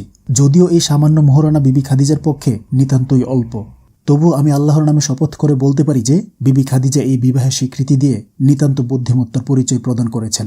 যেহেতু আমার ভাতিজা মুহাম্মদের ভবিষ্যৎ উজ্জ্বল, আমি তাদের উভয়ের সুখী দাম্পত্য জীবন কামনা করছি। হজরত খাদিজার পক্ষে ওয়ারাকা বিন নৌফেল দাঁড়িয়ে তার একটি ভাষণ দান করলেন। যাবতীয় প্রশংসা সেই আল্লাহর, যিনি আমাদেরকে সমগ্র আরব দেশের মধ্যে অসীম সম্মানের অধিকারী করেছেন। বংশগৌরবে মুহাম্মদ সাল্লাল্লাহু আলাইহি সাল্লাম এবং খাদিজা রাদিয়াল্লাহু তাআলা আনহা কেউ কারো চেয়ে কম নয়। আমাদের উভয় বংশের পূর্বপুরুষগণ একই ছিলেন। আজ আবার একই বংশের এই দুটি শাখার মধ্যে নতুন সম্পর্ক গড়ে তুলতে পেরে আমরা সত্যি আনন্দিত। হাশিমি বংশের গৌরব যে আমাদের চেয়ে ঊর্ধ্বে, তা স্বীকার করতে আমার বিন্দুমাত্র দ্বিধা নেই। এই হিসাবে খাদিজা মুহাম্মদকে পতিত্বে বরণ করে নিশ্চয়ই আমাদের গৌরব বৃদ্ধি করেছে। তাছাড়া মুহাম্মদের মতো সচ্চরিত্র ও জ্ঞানী যুবক সমগ্র আরবে আর দ্বিতীয় নেই, এই কথা শুধু আমি কেন, সকলে এক বাক্যে স্বীকার করবে। সুতরাং তার হাতে খাদিজাকে তুলে দিতে পেরে আমরা সত্যই সুখী হয়েছি। হে কুরাইশ ভদ্র মহোদয়গণ, আপনারা সাক্ষী থাকুন যে আমি খোয়াইলিদের কন্যা খাদিজাকে নির্ধারিত মোহরানার বিনিময়ে আব্দুল্লাহর পুত্র মুহাম্মদ সাল্লাল্লাহু আলাইহি সাল্লামের পরিণয়ে সমর্পণ করছি। এভাবে এক অনাড়ম্বর অনুষ্ঠানের ভেতর দিয়ে হজরত মুহাম্মদ সাল্লাল্লাহু আলাইহি সাল্লামের সঙ্গে হজরত খাদিজা রাদিয়াল্লাহু তাআলা আনহার শুভ বিবাহ সুসম্পন্ন হয়ে গেল। হজরত খাদিজা তার কতিপয় অপ্রাপ্ত বয়সের বালিকা দাসীকে আনন্দ উৎসব করতে আদেশ করলেন। বালিকা দাসীগণ আনন্দ উল্লাস করে বিয়ে মজলিসটাকে আনন্দে মুখরিত করে তুলল। বলা বাহুল্য যে হজরত মুহাম্মদ সাল্লাল্লাহু আলাইহি সাল্লামের সঙ্গে হজরত খাদিজার এই বিবাহ আইয়ামে জাহিলিয়ায় অর্থাৎ অন্ধকার যুগে সম্পন্ন হয়েছিল। হজরত মুহাম্মদ সাল্লাল্লাহু আলাইহি সাল্লাম তখনও নবুয়ত লাভ করেননি। কাজেই ইসলামের কোনো বিধিনিষেধ পালন করার কোনো প্রশ্নই ওঠে না। তৎকালীন আরবে চিরপ্রচলিত নিয়ম অনুসারেই এই বিবাহ সম্পন্ন হয়েছিল। কাজেই বিবাহ মজলিসে অপ্রাপ্ত বয়সের বালিকাদেরকে দিয়ে আনন্দ উল্লাস করা দোষের কোনো কার্য বলে বিবেচিত হয়নি। হজরত খাদিজা রাদিয়াল্লাহু তাআলা আনহা হজরত মুহাম্মদ সাল্লাল্লাহু আলাইহি সাল্লামকে ডেকে বললেন, আপনার চাচাকে বলে দিন তিনি আমার মোহরানা স্বরূপ যে উটগুলো প্রদান করেছেন তারই একটা জবেহ করে উপস্থিত মেহমানদের আহারের ব্যবস্থা করতে। আমি উপস্থিত মেহমানদের আহারের জন্য প্রয়োজনীয় যাবতীয় দ্রব্যই জোগাড় করে রেখেছি, সেই জন্য কোনোই অসুবিধা হবে না। হজরতে খাদিজার নির্দেশ অনুযায়ী আবু তালিব অত্যন্ত আনন্দের সঙ্গে একটি উট জবেহ করে দিলেন। তা দ্বারা পরম ধুমধামে বিবাহ মজলিসে উপস্থিত উভয় পক্ষের আত্মীয় স্বজন ও মেহমানদেরকে আহার করানো হলো। বিবাহের পর হজরত খাদিজা রাদিয়াল্লাহু তাআলা আনহা পিতৃগৃহেই রয়ে গেলেন। হজরত মুহাম্মদ সাল্লাল্লাহু আলাইহি সাল্লাম আপাতত এখানেই থাকলেন। আবু তালিব তার আত্মীয় স্বজন সহ গৃহে প্রত্যাবর্তনের পূর্বে হজরত খাদিজা তার কদমমুচি করে আশীর্বাদ চাইলে আবু তালিব তার মাথায় হাত বুলিয়ে প্রাণ ভরে আশীর্বাদ করলেন। হজরত খাদিজা রাদিয়াল্লাহু তাআলা আনহা তাকে বহু টাকা পয়সা নজরানা স্বরূপ প্রদান করলেন। বলা বাহুল্য হজরত খাদিজা আবু তালিবকে এত অর্থ নজরানা স্বরূপ প্রদান করেছিলেন যে অতঃপর আবু তালিবকে আর অর্থাভাবের জন্য কোনরূপ চিন্তা করতে হয়নি। হজরত খাদিজার স্বপ্ন ওয়ারাকা বিন নৌফেলের স্বপ্ন ব্যাখ্যা আর খাদিজার মনের বাসনা আজ সফল হল। হজরত খাদিজার সঙ্গে হজরত মুহাম্মদ সাল্লাল্লাহু আলাইহি সাল্লামের বিবাহ সত্যই বড় মধুময় হয়েছিল। দাম্পত্য জীবনে তাদের মতো সুখী আর কেউ হয় কিনা তা কঠিন। হজরত মুহাম্মদ সাল্লাল্লাহু আলাইহি সাল্লামকে পতিত্বে বরণ করে একদিকে সমগ্র জগতে বিশেষ সুনাম ও সম্মানের অধিকারিণী হয়েছিলেন, অন্যদিকে সর্বপ্রথম ইসলাম গ্রহণ করে আখেরাতের পথ পরিষ্কার করেছিলেন। আরবের বহু সম্ভ্রান্ত শিক্ষিত ধনী আমির উমরা প্রমুখ হজরত খাদিজাকে বিবাহ করার জন্য নিতান্ত আগ্রহ প্রকাশ করে যথাসাধ্য চেষ্টা করেও ব্যর্থ হয়েছিল। অবশেষে সেই খাদিজা যখন একজন নিঃস্ব দরিদ্র ও অসহায় যুবককে পতিত্বে বরণ করলেন, তখন তারা হিংসায় জ্বলে মরতে লাগল। বিবাহের অল্পকাল পরেই তারা হজরত খাদিজা রাদিয়াল্লাহু তাআলা আনহার বিরুদ্ধে নানাভাবে অপপ্রচার আরম্ভ করতে শুরু করে দিল। তারা বলতে লাগলো যে খাদিজা মুহাম্মদের মতো একজন দরিদ্র যুবককে বিবাহ করে আমাদের মান সম্মানের মস্তকে পদাঘাত করেছে। কাজেই তার সাথে আমাদের কোনরূপ সম্পর্ক রাখা উচিত নয়। এ বিষয় নিয়ে তারা প্রায় সকলেই অনবরত যুক্তি পরামর্শ করে দল পাকাতে লাগলো। অবশেষে তারা সকলে একমত হলো যে আজ হতে খাদিজার সাথে আমাদের খাওয়া দাওয়া উঠা বসা সবকিছু বন্ধ করে দেওয়া হলো। তাকে আমরা এক ঘরে করে রাখলাম। হযরত খাদিজার কানে এই সংবাদ পৌঁছতে বিলম্ব হলো না। তিনি অত্যন্ত দুঃখিত হয়ে এ বিষয়ে গভীরভাবে চিন্তা করতে লাগলেন কি করা যায়। অবশেষে বহু চিন্তা ভাবনা করে একদিন তিনি মক্কার সকল ধনী, শিক্ষিত ও সম্মানী লোকদেরকে তার বাড়িতে আমন্ত্রণ করলেন। কেউ কেউ বলল তার বাড়িতে যাব না, আবার কেউ কেউ বলল একবার গিয়েই দেখা যাক তার উদ্দেশ্যটা কি। হয়তো মুহাম্মদের রূপ দেখে ঝুঁকের মাথায় তাকে বিয়ে করে এখন নিজের ভুল বুঝতে পেরেছে, তারই একটা প্রতিকারের পরামর্শ চাইবে আমাদের কাছে। এই বলে বোঝাপড়া করে সবাই উপস্থিত হলো হযরত খাদিজার দাওয়াত রক্ষা করতে। হযরত খাদিজা রাদিয়াল্লাহু তাআলা আনহা পরম যত্ন সহকারে সকলকে আহার করালেন। তারপরে সকলকে সম্বোধন করে বললেন, ভদ্র মহোদয়গণ, আপনারা সবাই অবগত আছেন যে আমি একজন অশিক্ষিত ও নিঃস্ব দরিদ্রকে পতিত্বে বরণ করেছি। তার সাথে উঠা বসা করায় আমাদের সম্মানের হানি হয়। তাই এর একটা প্রতিকার করা প্রয়োজন মনে করেই আজ আমি আপনাদের সকলকে ডেকে এনে কষ্ট দিলাম। সকলে সমস্বরে বলে উঠল, হ্যাঁ হ্যাঁ, আমরা তো তাই চাই। আপনার এই বিবাহের জন্য আমরা সবাই অত্যন্ত দুঃখিত ও লজ্জিত। আপনি এখন কি চান বলুন, আমরা সর্বপ্রকারে আপনাকে সহযোগিতা প্রদান করতে প্রস্তুত আছি। হযরত খাদিজা রাদিয়াল্লাহু তাআলা আনহা বললেন, আপনারা সবাই সাক্ষী থাকুন যে আজ হতে আমার যাবতীয় বিষয় সম্পত্তি, ধন দৌলত, ঘর বাড়ি সবকিছু সম্পূর্ণ বিনা শর্তে আমার স্বামীকে দান করলাম। এসবের উপর আমার আর বিন্দুমাত্র দাবি রইল না। আজ হতে আমার স্বামী এই অতুল ধনুশ্বর্যের একমাত্র মালিক হলেন। তিনি ইচ্ছামতো তা যে কোনোভাবে খরচ করতে পারেন, তাতে আমার কোনো ওজোর আপত্তি নেই। তিনি যদি দয়া করে আমাকে তার চরণ সেবায় দাসী বলে তার সেবা করার সুযোগটুকু প্রদান করেন, আমি তাতেই আমার জীবনকে ধন্য মনে করব। আজ থেকে আমার স্বামী অতুল ধনুশ্বর্যের অধিপতি হয়ে আরবের সর্বশ্রেষ্ঠ ধনী ব্যক্তি বলে পরিগণিত হলেন। সুতরাং আমি আশা করি এখন আর তার সাথে উঠা বসা করতে আপনাদের সম্মানের কোনো লাঘব হবে না। হযরত খাদিজার ভাষণ শুনে সবাস্ত সকলে বিস্মিত, স্তব্ধ ও লজ্জিত। কারো মুখে কোনো কথা নেই। লজ্জায় তারা মাথা তুলতে পারছে না। একই হয়ে গেল, আমরা আশা করেছিলাম কি আর হয়ে গেল কি। এরপর হতে তারা এই বিষয়ে আর কোনোদিন কোনরূপ উচ্চবাচ্য ও সমালোচনা করতে সাহস পায়নি। মহানবী সাল্লাল্লাহু আলাইহি ওয়াসাল্লাম খাদিজার ধন দৌলত গ্রহণ করতে অস্বীকার করেন। তিনি বললেন, আমার ধন দৌলতের কোনো প্রয়োজন নেই, ধন দৌলত তোমারই থাকুক, আমি শুধু তাতেই খুশি আহারের জন্য দুখানা রুটি আর পরনের জন্য দুখানা বস্ত্র পেলেই সন্তুষ্ট, এর বেশি আমার প্রয়োজন নেই। হযরত খাদিজা বললেন, তা হয় না, টাকা পয়সার ব্যাপারে আপনি আমার মুখাপেক্ষী হয়ে থাকবেন এটা আমি চাই না, বরং আমি চাই যে আমিই আপনার মুখাপেক্ষী হয়ে থাকি। যেহেতু আপনি আমার স্বামী আর আমি আপনার স্ত্রী, চির অধীনা দাসী। আমি নিজেই যখন আপনার, তখন আমার সবকিছুই আপনার। আমার যখন যা প্রয়োজন হয় আপনার নিকট থেকে চেয়ে নেব। এরপর হতে তিনি নিজের জীবনকে সম্পূর্ণরূপে হযরত রাসূল আকরাম সাল্লাল্লাহু আলাইহি ওয়াসাল্লামের খেদমতে উৎসর্গ করে দিয়েছিলেন। হযরত রাসূল আকরাম সাল্লাল্লাহু আলাইহি ওয়াসাল্লামের সাথে হযরত খাদিজা রাদিয়াল্লাহু তাআলা আনহার বিবাহের কিছুকাল পরে আরবে ভীষণ দুর্ভিক্ষ আরম্ভ হয়। খাবারের অভাবে সকলের ঘরেই হাহাকার ধ্বনি উঠল। ধনী দরিদ্র নির্বিশেষে সবাই চতুর্দিকে অন্ধকার দেখতে লাগলো। পথে ঘাটে, শহরে নগরে, পল্লীতে পল্লীতে ক্ষুধার্তের করুণ আর্তনাদে মুখরিত হয়ে উঠল। সর্বত্রই সহায় সম্পদহীন নিরাশ্রয় ক্ষুধার্তের করুণ ক্রন্দন। সর্বত্রই শুধু হাহাকার ধ্বনি। ওগো কে আছো গো, কিছু খেতে দিয়ে জীবন বাঁচাও। আজ কয়েকটি দিন কিছু পেটে পড়েনি বাবা, আর চলতে পারছি না, এখনই প্রাণ বেরিয়ে যাবে। ওগো কে আছো, আমায় রক্ষা করো। কিন্তু হায়, কে কার আহ্বানে সাড়া দিবে, কে কাকে দেখবে? সবাই যে নিজের চিন্তায় ব্যতিব্যস্ত। দরিদ্রের করুণ আর্তনাদ, ক্ষুধার্তের করুণ চিৎকার কারো প্রাণে কোনো কর্ণপাত করে না। কি করে করবে? সবাই যে এক সমান।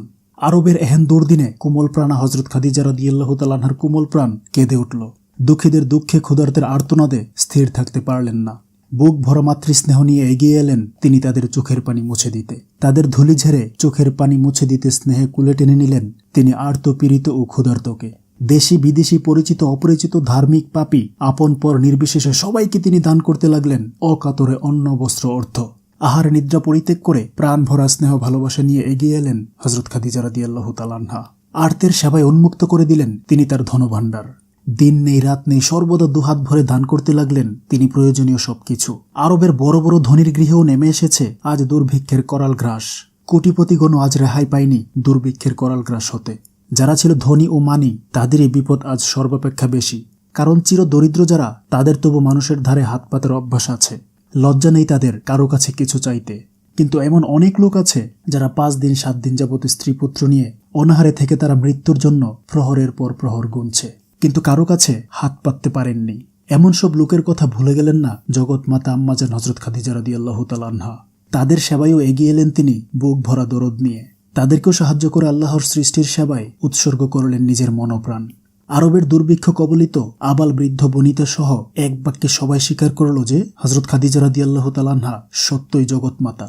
সবাই মুক্ত কণ্ঠে বলতে লাগলো, ধন্য মা খাদিজা, তুমি ধন্য, তোমার জীবন ধন্য, ধন্য তোমার জন্মদাতা পিতা ও গর্ভধারিণী মাতা। আজ তুমি জগতে যে অক্ষয় কীর্তি স্থাপন করলে তা শুধু মক্কার লোক নয়, শুধু আরববাসী নয়, বরং জগতের প্রতিটি মানুষ কিয়ামত পর্যন্ত তা স্মরণ রাখবে। তুমি নিজে কালের করাল গ্রাসে পতিত হলেও দুনিয়ার মানুষ কখনো ভুলতে পারবে না তোমার দয়ার কথা, মুছে ফেলতে পারবে না তোমার পবিত্র স্মৃতি তাদের হৃদয় হতে। প্রত্যক্ষ সারা দিনরাত দোহাতে খরচ করতে করতে হযরত খাদিজার অফুরন্ত ধনভাণ্ডারও শূন্য হয়ে গেল। ঘরের আসবাবপত্র, বাসন, খাঁটি বাটি পর্যন্ত বিক্রি করে তিনি প্রার্থীর প্রার্থনা পূরণ করতে লাগলেন। একসময় তাও নিঃশেষ হয়ে গেল। একদা সারাদিন দান খয়রাত করে সন্ধ্যার সময় রিক্ত হস্তে বসে আছেন হযরত খাদিজা রাদিয়াল্লাহু তাআলা আনহা। এমন সময় একজন লোক এসে বলল, মাগো, আজ 3 দিন যাবৎ পেটে কিছু পড়েনি। বড় আঘাত পেলেন তার কোমল হৃদয়ে। কি করে দেবেন তিনি প্রার্থীকে তুলে? ঘরে যে কিছুই নেই এখন দিবার মতো। একটু চিন্তা করে মনে মনে বললেন, হ্যাঁ ঠিক আছে, 3খানা রুটি রেখেছিলাম, 1খানা নিজে খাবো ও 2খানা স্বামীকে খেতে দেব বলে। সেই 3খানা ওকে দিয়ে দেই, নিজেরা একদিন নাইবা খেলাম, তাতে কি হবে? 3খানা রুটি বের করে এনে দিলেন তিনি প্রার্থীর হাতে। সে আনন্দে 8খানা হয়ে দুহাত তুলে দোয়া করতে করতে চলে গেল। তারপরে আরেকজন এসে বলল, মাগো, আজ 4 দিন যাবৎ কিছু খেতে পাইনি, ক্ষুধায় আমার প্রাণ এক্ষুনি বেরিয়ে যাবে, দয়া করে কিছু খাবার দিয়ে আমার প্রাণ রক্ষা করুন, আমি আর দাঁড়িয়ে থাকতে পারছি না মা। এবারে অধিকতর বিচলিত হয়ে পড়লেন করুণারূপিণী হযরত খাদিজা রাদিয়াল্লাহু তাআলা আনহা। এখন আর এমন কিছুই ঘরে নেই যা দিয়ে এই ক্ষুধার্তের ক্ষুধা দূর করা যেতে পারে। কিছুক্ষণ চিন্তা করে স্বামীর বিছানার মূল্যবান চাদরখানা উঠিয়ে তিনি চললেন বাজারের দিকে। প্রার্থীকে বলে গেলেন, তুমি একটু বসো বাবা, আমি শিগগিরই আসছি। অতি সামান্য দামে স্বামীর বহু মূল্যবান চাদরখানা বিক্রি করে তা দ্বারা কিছু খাদ্যবস্তু কিনে এনে প্রার্থীর হাতে দিয়ে দিলেন। তিনি যে প্রার্থীর হাতে কিছু দিতে পেরেছেন, প্রার্থীকে যে রিক্ত হস্তে ফিরিয়ে দিতে হয়নি, এই কথা চিন্তা করেই তিনি মনে মনে পরম শান্তি লাভ করলেন। তার মূল্যবান চাদরখানা যে হাতছাড়া হয়ে গেল, এই কথা চিন্তা করার অবসর পেলেন না তিনি। একটু পরেই তার মনে হলো, হায়, আমি এ কি করলাম?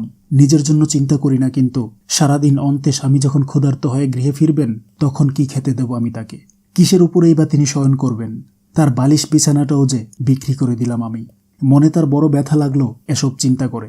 হযরত রাসূলুল্লাহ সাল্লাল্লাহু আলাইহি ওয়াসাল্লাম গৃহে ফিরে এলেন। তিনি হযরত খাদিজার মুখের দিকে তাকিয়ে অত্যন্ত বিস্মিত হলেন। পূর্ণিমার চাঁদের মতো মুখখানা তার মলিন হয়ে গেছে। কে যেন একরাশ কালি মেখে দিয়ে গেছে সেই সুন্দর মুখের উপর। তার সদ্য হাসি মুখে আজ হাসির লেশমাত্রও নেই। তিনি জিজ্ঞাসা করলেন, খাদিজা, আজ তোমার মুখ এত মলিন দেখছি কেন? কে তোমার মুখের বিমল হাসির ছটা কেড়ে নিয়ে গেল? কে তোমার চাঁদ মুখে কালি মেখে দিয়ে গেল? হযরত খাদিজা রাদিয়াল্লাহু তাআলা আনহা কোনো উত্তর করলেন না। অন্তর তার চৌচির হয়ে যেতে লাগলো। দু চোখ বেয়ে ঝরঝর করে অস্ত্র গড়িয়ে পড়তে লাগলো স্বামীর প্রশ্ন শুনে। কি উত্তর দেবেন তিনি স্বামীর এই প্রশ্নের? মহানবী সাল্লাল্লাহু আলাইহি ওয়াসাল্লাম আবার জিজ্ঞেস করলেন, খাদিজা, তোমার কি হয়েছে বলো? আমি এই পর্যন্ত কোনোদিনই তোমার মুখ এমন মলিন দেখিনি। হযরত খাদিজা রাদিয়াল্লাহু তাআলা আনহা এবার সব কথা খুলে বললেন স্বামীর কাছে। তা শুনে মহানবী সাল্লাল্লাহু আলাইহি ওয়াসাল্লাম মৃদু হেসে বললেন, ও আচ্ছা, এই কথা? এই সামান্য বিষয়ের জন্য তুমি এমন মন খারাপ করে বসে আছো? আমি মনে করেছি না জানি তোমার কোন বিপদ হয়েছে। তোমার ধন দৌলত সবই তুমি আমাকে দান করেছিলে। আমি যদি সহস্তে সেই সব ধন দান খয়রাত করে দিতাম, তবে হয়তো তোমার মনে একটু দুঃখিত হওয়ার কারণ ছিল। তুমি হয়তো মনে করতে পারতে যে তোমার স্বামীর নিজের উপার্জিত নয় বলেই সেই ধন দৌলতের উপরে কোনো মায়া মমতা ছিল না, তাই এত সহজে তিনি সব বিলিয়ে দিতে পেরেছেন। অথবা কোনোদিন অভাবে পড়ে এই কথাও তোমার মনে হওয়া অসম্ভব ছিল না যে আমার এত ধন দৌলত ছিল, সেই সব স্বামীর হাতে তুলে দিয়েছিলাম, যার ফলে আজ আমি নিঃস্ব। আমার এত ধন দৌলত ছিল, সেই সব স্বামীর হাতে তুলে দিয়েছিলাম বলে আজ আমি নিঃস্ব, দরিদ্র হয়ে পড়েছি। এইসব কথা চিন্তা করে আমি সেই ধন দান করার ভার তোমাকেই দিয়েছিলাম। তুমি সেই ধন দৌলত সহস্তে সবকিছু দান করে দেয় আজ আমি যে কতটুকু সন্তুষ্ট হয়েছি তা তোমাকে বুঝিয়ে বলতে পারবো না। যে নিজে না খেয়ে অপরকে খাওয়ায়, যে নিজের দুঃখ ভুলে গিয়ে অন্যের দুঃখ দূর করতে চেষ্টা করে, সেই তো প্রকৃত মানুষ, সেই তো আল্লাহর প্রিয় বান্দা। নিজের সুখের জন্য তো সবাই লালায়িত হয়, নিজের দুঃখ দূর করতে তো সবাই চেষ্টা করে, কিন্তু পরের সুখ শান্তি কয়জনে চায়? পরের দুঃখে কয়জনের প্রাণ কাঁদে? যার কাঁদে সেই মানুষ, সেই আল্লাহর প্রিয়। মানুষ হয়ে যে মানুষকে ভালোবাসে না, মানুষ হয়ে যার প্রাণ মানুষের জন্য কাঁদে না, সে মানুষ নয়, মানুষরূপী পশু। আল্লাহর ভালোবাসা পেতে হলে আল্লাহর বান্দাকে ভালোবাসতে হয়। হযরত খাদিজা রাদিয়াল্লাহু তাআলা আনহা বললেন, স্বামী, আমি সেই জন্য দুঃখিত হচ্ছি না। আমার মনে লজ্জা হচ্ছে এই ভেবে যে আপনি হয়তো কখনো মনে করবেন খাদিজা তার যাবতীয় ধন দৌলত আমাকে দান করেছিল, অথচ সে নিজেই আবার সব বিলিয়ে দিল, আমার জন্য কিছুই রাখলো না। এটা তো দান করা নয়, দানের অভিনয় মাত্র। হযরত মুহাম্মদ সাল্লাল্লাহু আলাইহি ওয়াসাল্লাম বললেন, খাদিজা, আজ আমার মনে শুধু এটুকুর জন্য ব্যথা লাগছে যে তুমি এখনো আমার মনোভাব সম্পূর্ণ বুঝতে পারোনি। তুমি আমার ধন দৌলত বিলিয়ে দিয়েছ, তার জন্য আমি যে কত খুশি হয়েছি তা তোমাকে বোঝাতে পারবো না। তুমি যদি আমার মনের খবর জানতে তবে আজকের তুচ্ছ বিষয় নিয়ে কিছুতেই লজ্জিত এবং দুঃখিত হতে না। হযরত খাদিজা রাদিয়াল্লাহু তাআলা আনহা এবার হেসে উত্তর করলেন, জানি হযরত, সবই জানি। আপনার অন্তরের খবর জানি বলেই তো আপনার ধন দৌলত অকাতরে বিলিয়ে দিতে সাহস পেয়েছি। তাই তো আজ আপনার আহারের দুখানা রুটি, শয়নের শয্যা, শিয়রের বালিশটা পর্যন্ত বিলিয়ে দিয়েছি। হযরত রাসূলুল্লাহ সাল্লাল্লাহু আলাইহি ওয়াসাল্লাম এবার হযরত খাদিজা রাদিয়াল্লাহু তাআলা আনহাকে বুকে জড়িয়ে ধরলেন এবং বললেন, খাদিজা, তোমার মতো স্ত্রীরত্ন লাভ করে সত্যই আমি বড় সুখী হয়েছি। অতঃপর সেই রাত্রে অনাহারেই তারা খেজুরের পাতার চাটাইয়ের উপর বিছানা ও বালিশবিহীন শয্যায় শয়ন করে পরম আনন্দে রাত্রি যাপন করলেন। নিজের অতুল ঐশ্বর্য মানুষের সেবায় বিতরণ করে হযরত খাদিজা রাদিয়াল্লাহু তাআলা আনহা যখন নিতান্তই নিঃস্ব হয়ে পড়েছিলেন, তখনও তিনি অধিকাংশ সময় নিজের সামান্য খাদ্যেরও কিয়দাংশ দুঃখী দরিদ্রের হাতে তুলে দিয়ে অসীম আনন্দ পেতেন। অনেক সময় ঘরে সামান্য খাদ্য থাকলে তা সব স্বামীর জন্য রেখে দিয়ে নিজে শুধু একটু পানি পান করেই পরম তৃপ্তি লাভ করতেন। ধনীগৃহের আদরের দুলালী যিনি, চিরজীবন যিনি সুখের ক্রোড়েই লালিত পালিত, তার পক্ষে এইরূপ কষ্ট করা যে কতদূর অসম্ভব তা বলাই বাহুল্য। একদা হযরত মুহাম্মদ সাল্লাল্লাহু আলাইহি ওয়াসাল্লাম একটা জনমানবহীন মাঠের ভেতর দিয়ে কোথাও যাচ্ছিলেন। এমন সময় শূন্য থেকে গুরুগম্ভীর সুরে ভেসে এলো, হে মুহাম্মদ। হযরত মুহাম্মদ সাল্লাল্লাহু আলাইহি ওয়াসাল্লাম শব্দ শুনে ঊর্ধ্ব দিকে তাকিয়ে দেখতে পেলেন একখানা বিরাট সিংহাসনে হযরত জিবরিল আলাইহিস সালাম বসে আছেন, শূন্য পথে ভেসে আসছে। তাকে দেখা মাত্রই মহানবী হযরত মুহাম্মদ সাল্লাল্লাহু আলাইহি ওয়াসাল্লাম ভয়ে কাঁপতে কাঁপতে বাড়ি এসে হযরত খাদিজাকে বললেন, খাদিজা, শীঘ্রই আমাকে বস্ত্রের দ্বারা আবৃত করে দাও। হযরত খাদিজা রাদিয়াল্লাহু তাআলা আনহা তাকে একখানা চাদর দিয়ে ঢেকে দিলেন। ঠিক যে সময় তার উপর কুরআন মাজিদ নাজিল হলো, তিনি শুনতে পেলেন, হে বস্ত্রাবৃত ব্যক্তি, লোকদেরকে আল্লাহর ভয় দেখাও এবং তোমার প্রতিপালকের গুণগান করো। তোমার পরনের বস্ত্র পবিত্র রাখো এবং শিরক ও কুফরি হতে দূরে থাকো। এই ঘটনার পর হতে মুহাম্মদ সাল্লাল্লাহু আলাইহি ওয়াসাল্লামের প্রতি ঘন ঘন ওহী নাজিল হতে লাগলো। যখন যে আয়াত নাজিল হতো সঙ্গে সঙ্গে তিনি তা মুখস্থ করে ফেলতেন এবং হযরত খাদিজাকে তা পাঠ করে শোনাতেন। ইসলাম প্রচারের আদেশপ্রাপ্ত হওয়ার পর একদা তিনি হযরত খাদিজাকে বললেন, খাদিজা, তুমি আমার সম্বন্ধে কিরূপ ধারণা পোষণ করো? হযরত খাদিজা রাদিয়াল্লাহু তাআলা আনহা উত্তর করলেন, আমি আপনাকে সত্যবাদী, ওয়াদা পালনকারী, ন্যায় বিচারক, সচ্চরিত্রবান ও আমানতদার বলে অন্তরে দৃঢ় বিশ্বাস রাখি। হযরত মুহাম্মদ সাল্লাল্লাহু আলাইহি ওয়াসাল্লাম বললেন, হ্যাঁ খাদিজা, যদি তাই মনে করো তবে তুমি বিশ্বাস করো যে আমি আল্লাহর প্রেরিত রাসূল। তুমি মূর্তি পূজা পরিত্যাগ করে শিরকি ও কুফরি গুনাহ হতে তওবা করে এক আল্লাহর প্রতি বিশ্বাস স্থাপন করো এবং তার ইবাদতে মনোনিবেশন করো। তুমি পাঠ করো, লা ইলাহা ইল্লাল্লাহু মুহাম্মাদুর রাসূলুল্লাহ সাল্লাল্লাহু আলাইহি ওয়াসাল্লাম। হযরত খাদিজা রাদিয়াল্লাহু তাআলা আনহা কালেমা তাইয়্যিব পাঠ করে পবিত্র ইসলাম ধর্ম গ্রহণ করলেন। হযরত খাদিজা রাদিয়াল্লাহু তাআলা আনহা সর্বপ্রথম হযরত মুহাম্মদ সাল্লাল্লাহু আলাইহি ওয়াসাল্লামকে আল্লাহর রাসূল বলে বিশ্বাস করে ইসলাম গ্রহণ করেছিলেন। এই জন্য আজ পর্যন্ত তিনি সারা মুসলিম জগতে উম্মুল মুমিনিন বা মুমেনদের মাতা বলে সকলের অশেষ শ্রদ্ধা অর্জন করতে সমর্থ হয়েছেন। তাছাড়া ইসলাম প্রচারের প্রাথমিক যুগে হযরত মুহাম্মদ সাল্লাল্লাহু আলাইহি ওয়াসাল্লামের সহধর্মিণী হিসেবে ইসলামের আদর্শ প্রচার ও প্রতিষ্ঠার জন্য তিনি বলিষ্ঠ ভূমিকা পালন করেছিলেন। ইসলাম প্রচারের জন্য তার সেই দান ও ত্যাগ স্বীকারের নজির ইসলামের ইতিহাসের দ্বিতীয়টি খুঁজে পাওয়া যাবে না। কত কাল চলে গেছে এবং আরও কত শতাব্দী চলে যাবে, হযরত খাদিজা রাদিয়াল্লাহু তাআলা আনহার উপকারের কথা প্রতিটি মানুষের অন্তরে চিরদিনই রয়েছে এবং কিয়ামত পর্যন্ত থাকবে।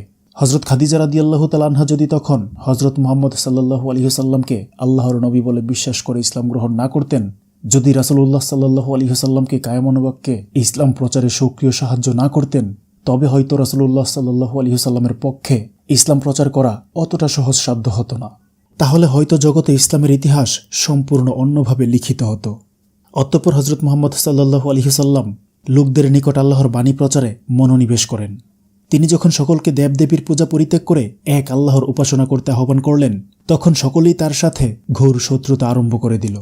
তারা এই নতুন ধর্মের কথা শুনে হযরত মুহাম্মদ সাল্লাল্লাহু আলাইহি ওয়াসাল্লামের উপর একেবারে ক্ষেপে উঠল। তাদের স্বার্থের ক্ষতিকর ও মতের বিপরীত এই নতুন ধর্ম প্রচারে সর্বশক্তি প্রয়োগ করে বাধা দিতে দৃঢ় প্রতিজ্ঞ হল। তারা হযরত মুহাম্মদ সাল্লাল্লাহু আলাইহি ওয়াসাল্লামের উপর নানা প্রকার অমানসিক অত্যাচার করতে আরম্ভ করে দিল। যারা এই ধর্ম গ্রহণ করলেন তাদের উপরেও চলল নিষ্ঠুর অত্যাচার। তবুও তিনি আপন কর্তব্য হতে বিন্দুমাত্র বিচ্যুত হলেন না। এই ঘোর ও দুর্দিনে হযরত মুহাম্মদ সাল্লাল্লাহু আলাইহি ওয়াসাল্লামের চাচা আবু তালিব ও হযরত খাদিজা রাদিয়াল্লাহু তাআলা আনহা ছাড়া হযরত রাসূলুল্লাহ সাল্লাল্লাহু আলাইহি ওয়াসাল্লামের অন্যান্য আত্মীয় স্বজনগণ পর্যন্ত তার বিরোধিতা করতে আরম্ভ করে দিল। এমনকি বিধর্মীরা হযরত মুহাম্মদ সাল্লাল্লাহু আলাইহি ওয়াসাল্লামের প্রাণনাশের জন্য ষড়যন্ত্র করতে লাগলো। একদিকে আরবের যাবতীয় কুরাইশ ও তাদের দলপতিগণ এবং অন্যদিকে হজরত মুহাম্মদ সাল্লাল্লাহু আলাইহি ওয়াসাল্লাম এবং তার নগণ্য সংখ্যক নিঃস্ব উম্মত। একমাত্র পরম করুণাময় আল্লাহ ছাড়া তাদের সাহায্য করার মতো আর কেউ ছিল না সমগ্র আরবে। কুরাইশগণ তাদের সর্বশক্তি নিয়োগ করল বিভিন্ন প্রকারে তাদেরকে হয়রানি করতে, এমনকি তাদের জীবিকা অর্জনের পথে পর্যন্ত বাধা সৃষ্টি করল। হজরত রাসূলুল্লাহ সাল্লাল্লাহু আলাইহি সাল্লামের উপরে এবং নবদীক্ষিত মুসলমানদের উপরে দিবারাত্রি কুরাইশদের কত নিষ্ঠুর অত্যাচার যে চলতে লাগলো তা ভাষায় বর্ণনা করা যায় না। এ সময় হজরত রাসূল আকরাম সাল্লাল্লাহু আলাইহি সাল্লামের মানসিক অবস্থা খুবই শোচনীয় হয়ে পড়ত। কখনো কখনো তিনি একেবারে হতবুদ্ধি হয়ে পড়তেন, কি করবেন কিছুই ভেবে পেতেন না। হজরত রাসূল আকরাম সাল্লাল্লাহু আলাইহি সাল্লামের এই কঠিন বিপদের দিনে হজরত খাদিজা রাদিয়াল্লাহু তাআলা আনহা কুসুম কোমল গৃহিণীর ন্যায় গৃহকোণে বসে কেবল রান্না করতেন না বা আয়েশ আরামের কোলে গা ঢেলে দিয়ে বসে থাকতেন না। তিনিও স্বামীর সঙ্গে সঙ্গে দৃঢ় পদক্ষেপে এগিয়ে যেতেন আল্লাহর বাণী প্রচার করে সত্য প্রতিষ্ঠিত করতে। হজরত খাদিজার বলিষ্ঠ ও সক্রিয় সহযোগিতা ও সাহায্যের ফলেই মুসলমানগণ সকল বাধা বিপত্তি অতিক্রম করে ইসলামের আদর্শ প্রচারে সফলকাম হয়েছিল। হজরত খাদিজা রাসূল আকরাম সাল্লাল্লাহু আলাইহি সাল্লামের এই দুর্দিনে একদিকে অনলবর্ষী উৎসাহসূচক বাক্যের দ্বারা স্বামীকে কর্তব্য পথে এগিয়ে দিতেন, অপরদিকে সহানুভূতি ও মধুবীর্য বাক্যের দ্বারা তার দগ্ধ হৃদয়ে শান্তি বাড়ি সিঞ্চন করতেন। কঠিন বিপদ ও দুঃখ কষ্টের সময়েও প্রাণপ্রিয় স্ত্রীর সহানুভূতিপূর্ণ কথা, উৎসাহ ও মনোবল প্রদায়নী উপদেশ, স্নিগ্ধ ও মিষ্টি মধুর হাসি হজরত রাসূল আকরাম সাল্লাল্লাহু আলাইহি ওয়াসাল্লামকে এক অনাবিল আনন্দের রাজ্যে পৌঁছিয়ে দিত। হজরত খাদিজা রাদিয়াল্লাহু তাআলা আনহা ছিলেন একদিকে রাসূল আকরাম সাল্লাল্লাহু আলাইহি ওয়াসাল্লামের স্ত্রী, সহকর্মী ও আশ্রয়দাতা। অন্যদিকে তারই ধন দৌলত লাভ করে তিনি অভাব শূন্য হয়ে নিশ্চিত মনে কর্তব্য পথে এগিয়ে যেতে সমর্থ হয়েছিলেন। তার সান্ত্বনা বাণী ও উৎসাহ বাক্য সর্বদা রাসূল আকরাম সাল্লাল্লাহু আলাইহি ওয়াসাল্লামকে কর্তব্য পথে অনুপ্রেরণা প্রদান করত। মহানবী সাল্লাল্লাহু আলাইহি ওয়াসাল্লামের চাচা আবু তালিব ছিলেন কুরাইশ দলের অন্যতম নেতা। কাজেই কুরাইশগণ তার ভাতিজা হজরত মুহাম্মদ সাল্লাল্লাহু আলাইহি ওয়াসাল্লামের প্রতি প্রকাশ্যে অত্যাচার করতে সাহস পেত না। অপরদিকে হজরত খাদিজা রাদিয়াল্লাহু তাআলা আনহা ছিলেন শিক্ষায়, বংশমর্যাদায় এবং ধন দৌলতে অদ্বিতীয়া। সেই জন্য অনেক লোক তার নিতান্ত বাধ্য ও অনুগত ছিল। কাজেই খাদিজার স্বামীর উপরে তারা অত্যাচার করতে সাহস পেত না। এই উভয় কারণে হজরত রাসূল আকরাম সাল্লাল্লাহু আলাইহি সাল্লামের ইসলাম প্রচার অনেকটা সহজ হয়েছিল। যখনই কোনো নতুন বিপদ উপস্থিত হতো, হজরত খাদিজা রাদিয়াল্লাহু তাআলা আনহা স্বামীকে সান্ত্বনা দিয়ে বলতেন, স্বামী, সর্বশক্তিমান আল্লাহ আপনার সহায়। তিনি তার রাসূলকে সাহায্য করার ওয়াদা করেছেন, সেই ওয়াদা তিনি খেলাপ করতে পারেন না। আপনি নিশ্চিত থাকুন, আপনার ভয়ের কোনো কারণ নেই। কাফেররা আপনার কোনো অনিষ্টই করতে সমর্থ হবে না। আল্লাহ তাআলা অবশ্যই আপনাকে সব বিপদ হতে রক্ষা করবেন। স্বয়ং আল্লাহ তাআলা যার সহায়, সহস্র শত্রু শত্রুতা করেও তার কোনো অনিষ্ট করতে পারে না। হজরত খাদিজা রাদিয়াল্লাহু তাআলা আনহা ইচ্ছা করেই সকল দুঃখ কষ্ট বরণ করে নিয়েছিলেন এবং অত বড় বিপদের ঝুঁকি মাথা পেতে নিয়েছিলেন। নতুবা সমগ্র আরব দেশে ব্যক্তিগতভাবে তার কোনো শত্রু ছিল না। আরবের প্রতিটি নরনারী তার কাছে কৃতজ্ঞ ছিল। কাফেররা হজরত মুহাম্মদ সাল্লাল্লাহু আলাইহি ওয়াসাল্লামকে মেরে ফেলার জন্য ষড়যন্ত্র করছে। এই সংবাদ শুনে হজরত খাদিজা রাদিয়াল্লাহু তাআলা আনহার মনে সর্বদাই ভয় ও দুশ্চিন্তা জেগে থাকত। তিনি এক মুহূর্তের জন্যও প্রাণে শান্তি পেতেন না। একদিন রাতে হজরত রাসূল আকরাম সাল্লাল্লাহু আলাইহি ওয়াসাল্লাম বাড়ি ফিরতে কিছুটা বিলম্ব হয়েছিল। হজরত খাদিজা রাদিয়াল্লাহু তাআলা আনহা ক্রমেই ব্যাকুল হয়ে উঠতে লাগলেন। অবশেষে নিজের বিপদের কথা ভুলে গিয়ে তিনি একাই বের হয়ে পড়েন স্বামীর খোঁজে। সেই সময় মুসলমানদের উপর কাফেররা এত বেশি ক্ষিপ্ত হয়ে উঠেছিল যে নারী পুরুষ নির্বিশেষে মুসলমান পেলেই নির্যাতন চালিয়ে মেরে ফেলত। এইসব বিপদের কথা জানা সত্ত্বেও হজরত খাদিজা রাদিয়াল্লাহু তাআলা আনহা ঘোর অন্ধকার রাতে বের হয়ে পড়লেন স্বামীর খোঁজে। স্বামীর বিপদের কথা চিন্তা করে নিজের বিপদের কথা সম্পূর্ণ ভুলে গেলেন তিনি। কিছু দূর যাওয়ার পর রাস্তায় একজন লোকের সাথে তার সাক্ষাৎ হলো। লোকটি অন্ধকারে হজরত খাদিজা রাদিয়াল্লাহু তাআলা আনহাকে চিনতে না পেরে জিজ্ঞেস করল, মুহাম্মদ সাল্লাল্লাহু আলাইহি ওয়াসাল্লামকে এদিকে কোথাও দেখেছ কি? হজরত খাদিজা রাদিয়াল্লাহু তাআলা আনহা সংক্ষেপে কেবল না বলে এগিয়ে গেলেন। তিনি বুঝতে পারলেন যে কাফেররা তার স্বামীকে হত্যা করার উদ্দেশ্যেই খোঁজ করছে। তার মনের চিন্তা আরও বেড়ে গেল। হজরত রাসূলুল্লাহ সাল্লাল্লাহু আলাইহি ওয়াসাল্লামকে যে যে স্থানে পাওয়ার সম্ভাবনা ছিল তার প্রত্যেক স্থানে খোঁজ করেও তাকে না পেয়ে হজরত খাদিজা রাদিয়াল্লাহু তাআলা আনহা হতাশ হয়ে বাড়ি ফিরে এলেন। তিনি বাড়ি এসে দেখতে পেলেন যে কিছুক্ষণ পূর্বে মুহাম্মদ সাল্লাল্লাহু আলাইহি ওয়াসাল্লাম বাড়িতে ফিরে এসেছেন। তার বুক হতে যেন একটা বিরাট ভারী পাথরের বোঝা নেমে গেল। নবুয়ত লাভের পরেও হজরত মুহাম্মদ সাল্লাল্লাহু আলাইহি ওয়াসাল্লাম অধিকাংশ সময় হেরা গুহায় বসে আল্লাহর ধ্যানমগ্ন থাকতেন বলে হজরত খাদিজা রাদিয়াল্লাহু তাআলা আনহা একসঙ্গে কয়েকদিনের খাদ্য ও পানীয় তার সঙ্গে দিয়ে দিতেন। তা শেষ হয়ে গেলে তিনি পুনরায় বাড়ি এসে খাদ্য ও পানীয় নিয়ে যেতেন। কোনো কোনো সময় তার আসনে বিলম্ব দেখলে হজরত খাদিজা রাদিয়াল্লাহু তাআলা আনহা নিজেই গিয়ে হজরত রাসূলুল্লাহ সাল্লাল্লাহু আলাইহি ওয়াসাল্লামকে খাদ্য দিয়ে আসতেন। একদিন হজরত মুহাম্মদ সাল্লাল্লাহু আলাইহি ওয়াসাল্লাম হেরা গুহায় আল্লাহর ধ্যানে বসে আছেন। এমন সময় সেখানে জিবরিল ফেরেশতা আগমন করে বললেন, ইয়া রাসূলুল্লাহ সাল্লাল্লাহু আলাইহি ওয়াসাল্লাম, হযরত খাদিজা আপনার জন্য খাদ্য ও পানীয় নিয়ে আসছেন। আপনি তাকে আমার সালাম জানিয়ে বলবেন, আল্লাহ তাআলা তার জন্য মণিমুক্ত খচিত একটি সুরম্য প্রাসাদ নির্দিষ্ট করে রেখেছেন। হযরত আমির হামজা রাদিয়াল্লাহু তাআলা আনহু বলেছেন, একদিন আমি খানায় কাবার নিকট দিয়ে যাওয়ার সময় দেখতে পেলাম যে মুহাম্মদ সাল্লাল্লাহু আলাইহি ওয়াসাল্লাম কুরাইশদের অত্যাচারে জর্জরিত হয়ে ধুলিমাখা শরীরে বিষণ্ণ বদনে কাবা গৃহে বসে আছেন। তা দেখে আমি তার দিকে অগ্রসর হচ্ছি। ঠিক এমন সময় হযরত খাদিজা রাদিয়াল্লাহু তাআলা আনহা দ্রুত বেগে আমার নিকট দিয়ে দৌড়িয়ে কাবা গৃহে প্রবেশ করে মুহাম্মদ সাল্লাল্লাহু আলাইহি ওয়াসাল্লামকে জড়িয়ে ধরে ক্রন্দন করতে লাগলেন এবং নিজের ওড়না দ্বারা তার শরীরের ধুলাবালি মুছে দিয়ে খেজুর পাতা দ্বারা বাতাস করতে লাগলেন। তৎপরে তাকে একটু সুস্থ করে নিয়ে বাড়ি চলে গেলেন। মুহাত্তা আফিক আফিন্দি রাদিয়াল্লাহু তাআলা আনহু বলেছেন, আমি ইসলাম গ্রহণ করার পূর্বে একবার মক্কায় গিয়ে হযরত আব্বাস রাদিয়াল্লাহু তাআলা আনহুর গৃহে আতিথ্য গ্রহণ করে সেখানেই আহারাদি ও রাত্রি যাপন করলাম। পরদিন সকালে আমি দেখতে পেলাম একজন যুবক কাবাগৃহের সামনে এসে ক্যাবলামুখী হয়ে আকাশের দিকে মুখ তুলে দাঁড়িয়ে আছেন।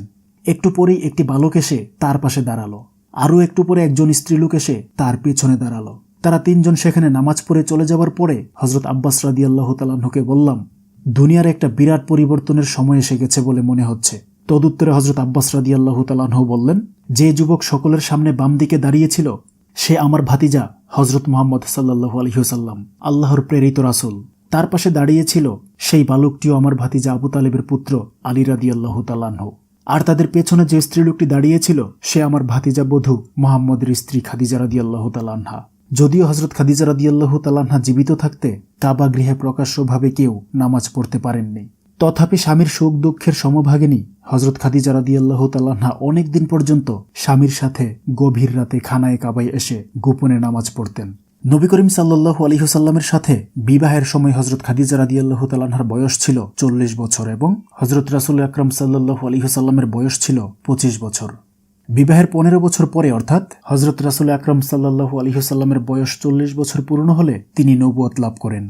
বিবাহের পর হতে হযরত রাসূলুল্লাহ সাল্লাল্লাহু আলাইহি ওয়াসাল্লামের নবুয়ত লাভের পূর্ব পর্যন্ত 15 বছর আরব দেশের সেই অন্ধকার যুগেও তাদের দাম্পত্য প্রেম দর্শন করে প্রত্যেক দম্পতির মনে হিংসার উদ্রেক হতো। প্রাক ইসলামিক যুগে আরব দেশে দাম্পত্য প্রেমের কোনোই মূল্য ছিল না, তথায় বহু বিবাহের প্রচলন ছিল। কোনো পুরুষ একটি বিবাহ করে 2-4 দিন পরেই তাকে পরিত্যাগ করে আরেকটি বিবাহ করত। এভাবে কারো কারো স্ত্রী সংখ্যা 100-এর কোঠায় গিয়ে পৌঁছত। তখনকার দিনে স্ত্রীর মতামতের কোনো মূল্য ছিল না, দাম্পত্য প্রেম বলেও কোনো কিছুর অস্তিত্ব ছিল না। অথচ সেই যুগেও মহানবী সাল্লাল্লাহু আলাইহি ওয়াসাল্লামের সাথে হযরত খাদিজা রাদিয়াল্লাহু তাআলা আনহার দাম্পত্য প্রেমের যে নিদর্শন রয়েছে তা সত্যিই অপূর্ব। বিবাহের অল্পকাল পরেই হযরত খাদিজা রাদিয়াল্লাহু তাআলা আনহা তার অতুল ধনৈশ্বর্য স্বামীর চরণে ঢেলে দিয়ে তার আনুগত্য প্রকাশী জীবনের একমাত্র শ্রেষ্ঠ ব্রত বলে গ্রহণ করেছিলেন। হযরত খাদিজা রাদিয়াল্লাহু তাআলা আনহা একে তো ছিলেন বিধবা, তদুপরি তার বয়স ছিল মহানবী সাল্লাল্লাহু আলাইহি ওয়াসাল্লামের চেয়েও অনেক বেশি। এইরূপ স্থলে স্বামী স্ত্রীর পুরনো মনের মিল হওয়াটা প্রায়ই অসম্ভব হয়ে ওঠে। অথচ তাদের দাম্পত্য জীবন এত প্রেমময় ও মধুর হয়েছিল যে হযরত খাদিজা রাদিয়াল্লাহু তাআলা আনহা বর্তমান থাকা পর্যন্ত মহানবী সাল্লাল্লাহু আলাইহি ওয়াসাল্লাম অন্য কোনো স্ত্রী গ্রহণের কথা কোনোদিন কল্পনাও করেননি। হযরত খাদিজা রাদিয়াল্লাহু তাআলা আনহার ইন্তেকালের পর বহুদিন পর্যন্ত তার সম্বন্ধে কোনো কথা বলতেই তিনি কেঁদে ফেলতেন। যখন আরবের প্রত্যেকটি মানুষ মহানবী সাল্লাল্লাহু আলাইহি ওয়াসাল্লামের সাথে ঘোর শত্রুতা করছিল, তখন মহানবী সাল্লাল্লাহু আলাইহি ওয়াসাল্লামের নিজের বংশের লোকেরাও তার প্রাণনাশের ষড়যন্ত্র করছিল। যখন তার পাড়া প্রতিবেশী আত্মীয় স্বজন কেউ তার সপক্ষে ছিল না, সেই ঘোর দুর্দিনে তিনি ধন সম্পত্তি ও জীবন মন স্বামীর চরণে উৎসর্গ করে স্বামী সেবাকে জীবনের একমাত্র কর্তব্য বলে গ্রহণ করেছিলেন। হযরত খাদিজা রাদিয়াল্লাহু তাআলা আনহার তখনকার সক্রিয় সহযোগিতাই যে ইসলামের সংগ্রামে তাকে জয়ী করেছিল, মহানবী সাল্লাল্লাহু আলাইহি ওয়াসাল্লাম নিজেই মুক্ত কণ্ঠে এই কথা স্বীকার করেছেন। মহানবী সাল্লাল্লাহু আলাইহি ওয়াসাল্লামের সেই কঠিন বিপদের সময় হযরত খাদিজা রাদিয়াল্লাহু তাআলা আনহা সর্বদা ছায়ার মতো তার সুখ দুঃখের সঙ্গিনী হয়ে সত্য ধর্ম প্রচারে উৎসাহ ও অনুপ্রেরণা প্রদান করেছিলেন। একদিকে তার অতুলনীয় স্বামী ভক্তি, সেবা শুশ্রূষা ও সান্ত্বনাবাক্য হযরত রাসূলুল্লাহ সাল্লাল্লাহু আলাইহি ওয়াসাল্লামের ব্যর্থ জর্জরিত প্রাণে সুশীতল শান্তিবাণী সেচ করত। অন্যদিকে তার উৎসাহ ও উদ্দীপনাপূর্ণ উপদেশ তাকে কর্তব্যের পথে এগিয়ে দিত। কাফেররা হযরত রাসূলুল্লাহ সাল্লাল্লাহু আলাইহি ওয়াসাল্লামকে এক ঘরে করে একাধিক্রমে 3 বছর মক্কার নিকটবর্তী পর্বত গুহায় নজরবন্দি করে রেখেছিল। তখনও হযরত খাদিজা রাদিয়াল্লাহু তাআলা আনহা ছিলেন তার সুখ দুঃখের সমভাগিনী। এই 3টি বছর যে তাদের কত দুঃখ কষ্টের ভেতর দিয়ে অতিবাহিত করতে হয়েছিল তা ভাষায় প্রকাশ করা অসম্ভব। দিনের পর দিন অনাহার অনিদ্রায় কাটাতে হয়েছে। হযরত খাদিজা রাদিয়াল্লাহু তাআলা আনহা ইচ্ছা করলেই অতি সহজেই এসব দুঃখ কষ্টের ও বিপদের ঝুঁকি সম্পূর্ণ এড়িয়ে যেতে পারতেন, কিন্তু তিনি তা না করে স্বেচ্ছায় এসব দুঃখ কষ্ট মাথা পেতে নিয়েছিলেন। একজন আদর্শ পতিব্রতা মুসলিম রমণীর মধ্যে যতগুলো গুণ থাকা প্রয়োজন তার প্রত্যেকটি হযরত খাদিজা রাদিয়াল্লাহু তাআলা আনহার মধ্যে বিদ্যমান ছিল। একাধারে এত অধিক গুণবতী রমণী দুনিয়ার ইতিহাসে আর একটাও দেখা যায় না। ধনীর গৃহের আদরের দুলালি ছিলেন তিনি। মহানবী সাল্লাল্লাহু আলাইহি ওয়াসাল্লামের সঙ্গে বিবাহ হওয়ার পূর্বে আরও 2বার যাদের সঙ্গে তার বিয়ে হয়েছিল তারাও ছিলেন বিত্তশালী ও বড়লোক। তাদের অন্য কোনো ওয়ারিশ না থাকায় তাদের যাবতীয় সম্পদ তিনি লাভ করেছিলেন। তাছাড়া নিজেও ব্যবসা বাণিজ্য করে প্রচুর অর্থ উপার্জন করেছিলেন। কাজেই হযরত মুহাম্মদ সাল্লাল্লাহু আলাইহি ওয়াসাল্লামের সাথে বিবাহ হওয়ার পূর্ব পর্যন্ত জীবনে একটি দিনের জন্য দুঃখ কষ্ট বা অভাব অভিযোগ কাকে বলে তা তিনি জানতেন না। অথচ সেই খাদিজা শুধুমাত্র স্বামীর জন্যই নিজের যাবতীয় ধন দৌলত লুটিয়ে দিয়ে সকল সুখ শান্তি ও আয়েশ আরামের আশা বিসর্জন দিয়ে স্বামীর দুঃখ কষ্ট সহ্য করা সত্ত্বেও কোনোদিন তার মুখে বিন্দুমাত্র বিষাদের চিহ্ন দেখতে পাওয়া যায়নি। তিনি জীবনে একটি মুহূর্তের জন্য স্বামীর প্রতি এতটুকু অসন্তুষ্ট বা অবজ্ঞা প্রকাশ করেননি, অথবা সেবা যত্নের কোনো ত্রুটি বা শৈথিল্য প্রদর্শন করেননি। তিনি প্রায়ই বলতেন, হযরত, আমার যাবতীয় ধন দৌলত আপনারই। আমার নিজস্ব বলতে আমি শুধু আল্লাহ এবং আল্লাহর রাসূল সাল্লাল্লাহু আলাইহি ওয়াসাল্লাম ব্যতীত অন্য কিছু রাখতে চাই না। আমার ধন দৌলত আপনি যেভাবে ইচ্ছা করেন, যে কাজে প্রয়োজন মনে করেন সেভাবেই সেই কাজে খরচ করবেন, তাতে আমার বলার কিছুই নেই। আমার শুধু একমাত্র প্রার্থনা যে আমাকে সর্বদা আপনার দাসী বলে স্মরণ রাখবেন এবং সেবার সুযোগ দান করবেন। হযরত খাদিজা রাদিয়াল্লাহু তাআলা আনহার এই সব ত্যাগের কথা মহানবী সাল্লাল্লাহু আলাইহি ওয়াসাল্লাম জীবনেও কোনোদিন ভুলে যাননি। তিনি প্রায় বলতেন, সর্বপ্রথম খাদিজার ধন দৌলত, তৎপর আবু বকরের ধন দৌলত দ্বারা ইসলামের যে খেদমত হয়েছে সেই রূপ আর কারো দ্বারাই হয়নি। হযরত খাদিজা রাদিয়াল্লাহু তাআলা আনহার প্রতি হযরত রাসূল আকরাম সাল্লাল্লাহু আলাইহি ওয়াসাল্লামের ভালোবাসা কত গভীর ছিল হযরত আয়েশা রাদিয়াল্লাহু তাআলা আনহার বর্ণনাতেও তা অনেকটা বুঝতে পারা যায়। হযরত আয়েশা সিদ্দিকা রাদিয়াল্লাহু তাআলা আনহা বলেছেন, হযরত রাসূলুল্লাহ সাল্লাল্লাহু আলাইহি ওয়াসাল্লামের মুখে পুণ্য হযরত খাদিজার প্রশংসা শুনে কখনো কখনো আমি মহানবী সাল্লাল্লাহু আলাইহি ওয়াসাল্লামের উপর বিরক্ত হতাম। আমি হযরত রাসূলুল্লাহ সাল্লাল্লাহু আলাইহি ওয়াসাল্লামকে বলতাম, খাদিজা ভিন্ন আপনি কি অন্য কোনো স্ত্রীকে দেখেননি যে সবসময় তার কথাই বলেন? আমার এই কথার উত্তরে মহানবী সাল্লাল্লাহু আলাইহি ওয়াসাল্লাম বলতেন, হ্যাঁ, খাদিজার তুলনা শুধু খাদিজাই ছিল। হযরত আয়েশা সিদ্দিকা রাদিয়াল্লাহু তাআলা আনহা বলেছেন, আমি একদিন কথা প্রসঙ্গে মহানবী সাল্লাল্লাহু আলাইহি ওয়াসাল্লামকে বলেছিলাম, আপনি একজন বৃদ্ধা স্ত্রীলোকের কথা কেন বারবার উল্লেখ করছেন? আল্লাহ তো আপনাকে তদপেক্ষা অনেক ভালো স্ত্রী দান করেছেন। আমার এই কথাই মহানবী সাল্লাল্লাহু আলাইহি ওয়াসাল্লাম অত্যন্ত রাগান্বিত হলেন। তার রাগ দেখে আমি অত্যন্ত ভীত হলাম। মনে মনে প্রার্থনা করতে লাগলাম, আল্লাহ যেন তার ক্রোধকে প্রশমিত করে দেন। আমি জীবনে আর কখনো হযরত খাদিজা রাদিয়াল্লাহু তাআলা আনহার সম্বন্ধে এইরূপ কথা বলবো না। আমি যে কতটা অপ্রস্তুত হয়েছি সম্ভবত মহানবী সাল্লাল্লাহু আলাইহি ওয়াসাল্লাম তা বুঝতে পেরেছেন। তিনি আমাকে সম্বোধন করে বললেন, হে আয়েশা, কেমন করে তুমি খাদিজার সম্বন্ধে এইরূপ উক্তি করতে পারলে? তুমি কি জানো না যে যখন দুনিয়ার প্রত্যেকটি লোক আমার বিরুদ্ধে দাঁড়িয়েছিল, সেই ঘোর দুর্দিনে একমাত্র খাদিজাই আমার পাশে এসে দাঁড়িয়েছিল, আমার প্রচারিত আদর্শে বিশ্বাস স্থাপন করেছিল। আমি আল্লাহর নামে কসম করে বলছি, তিনি আমাকে এখনো খাদিজার চেয়ে উত্তম স্ত্রী দান করেননি। আকরাম সাল্লাল্লাহু আলাইহি ওয়াসাল্লামের সাথে বিবাহের পূর্বে হযরত খাদিজা রাদিয়াল্লাহু তাআলা আনহার আরও 2টি বিবাহ হয়েছিল। প্রথম স্বামীর ঔরসে একটি পুত্র সন্তান ও দ্বিতীয় স্বামীর ঔরসে একটি কন্যা সন্তান জন্মগ্রহণ করেছিল। হযরত রাসূলুল্লাহ সাল্লাল্লাহু আলাইহি ওয়াসাল্লামের সঙ্গে বিবাহের পর প্রথম 5 বছর পর্যন্ত তার কোনো সন্তানাদি জন্মগ্রহণ করেনি। বিবাহের 5 বছর পর হযরত মুহাম্মদ সাল্লাল্লাহু আলাইহি ওয়াসাল্লামের ঔরসে হযরত খাদিজা রাদিয়াল্লাহু তাআলা আনহার গর্ভে একাধিক্রমে 4টি কন্যা ও 2টি পুত্র সন্তান জন্মগ্রহণ করে। তার প্রথম একটি পুত্র সন্তান জন্মগ্রহণ করে। পুত্রটির নাম রাখা হয় কাসেম। এই পুত্রটি শিশুকালেই মৃত্যু মুখে পতিত হয়। দ্বিতীয়বার হযরত খাদিজা রাদিয়াল্লাহু তাআলা আনহার গর্ভে একটি কন্যা সন্তান জন্মগ্রহণ করে। কন্যাটির নাম রাখা হয় জয়নব। তিনি মক্কা ত্যাগ করে মদিনা গমনের পূর্বেই আবুল কাসেমের সঙ্গে জয়নবের বিবাহ হয়েছিল। হযরত রাসূল আকরাম সাল্লাল্লাহু আলাইহি ওয়াসাল্লামের নবুয়ত লাভের পূর্বেই হযরত জয়নবের বিবাহ হয়েছিল। হযরত জয়নবের স্বামী আবুল আস তখন পৌত্তলিক ছিল। কাজেই হযরত রাসূল আকরাম সাল্লাল্লাহু আলাইহি ওয়াসাল্লাম যখন মক্কা ত্যাগ করে মদিনায় হিজরত করেন, তখন হযরত জয়নব মক্কায় তার স্বামীর নিকটেই থেকে যান। মহানবী সাল্লাল্লাহু আলাইহি ওয়াসাল্লামের হিজরতের দ্বিতীয় বর্ষে বদরের যুদ্ধ হয়। এই যুদ্ধে কাফেররা সম্পূর্ণ পরাজিত হয় এবং 90 জন কাফের মুসলমানদের হাতে বন্দী হয়। হযরত জয়নবের স্বামী আবুল আসও এই বন্দীদের মধ্যে ছিল। মহানবী সাল্লাল্লাহু আলাইহি ওয়াসাল্লাম ঘোষণা করলেন, 4000 দিরহাম মুক্তিপণ দিয়ে প্রত্যেক বন্দী মুক্তি লাভ করতে পারবে। ঘোষণা অনুযায়ী হজরত জয়নাব তার স্বামীর মুক্তিপণ হিসেবে মক্কা হতে এক ছড়া হাড় পাঠিয়ে দেন। এই হাড় ছড়া হজরত খাদিজা রাদিয়াল্লাহু তাআলা আনহার নিজের ব্যবহারের ছিল। তিনি কন্যা জয়নাবের বিবাহের সময় কন্যাকে দিয়েছিলেন।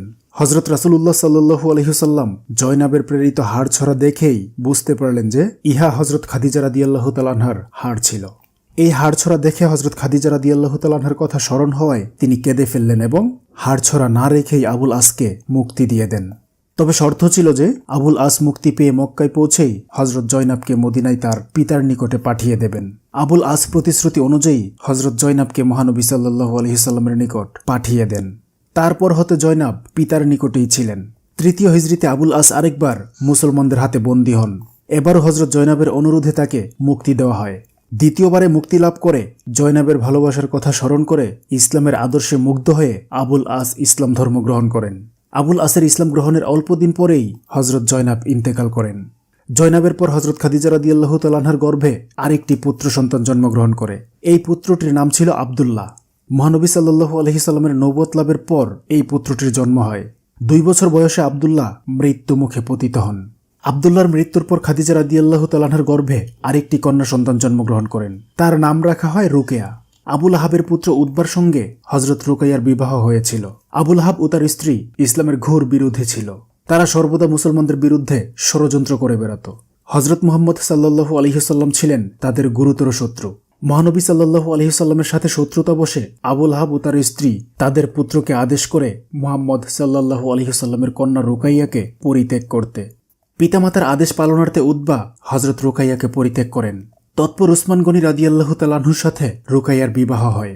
হজরত রুকাইয়া স্বামীর সাথে মক্কা হতে হিজরত করে মদিনায় যান। মদিনা গমনের 2 বছর পরে হজরত রুকাইয়া ইন্তেকাল করেন। হজরত রুকাইয়ার পর হজরত খাদিজা রাদিয়াল্লাহু তাআলা আনহার গর্ভে আরেকটি কন্যা সন্তান জন্মগ্রহণ করেন। তার নাম রাখা হয় উম্মে কুলসুম। উতাইবা নামক আবুল আহাবের অন্য এক পুত্রের সাথে হজরত উম্মে কুলসুমের বিবাহ হয়। পিতামাতার আদেশে সেও হজরত মুহাম্মদ সাল্লাল্লাহু আলাইহি সাল্লামের কন্যা বলে উম্মে কুলসুমকে পরিত্যাগ করে।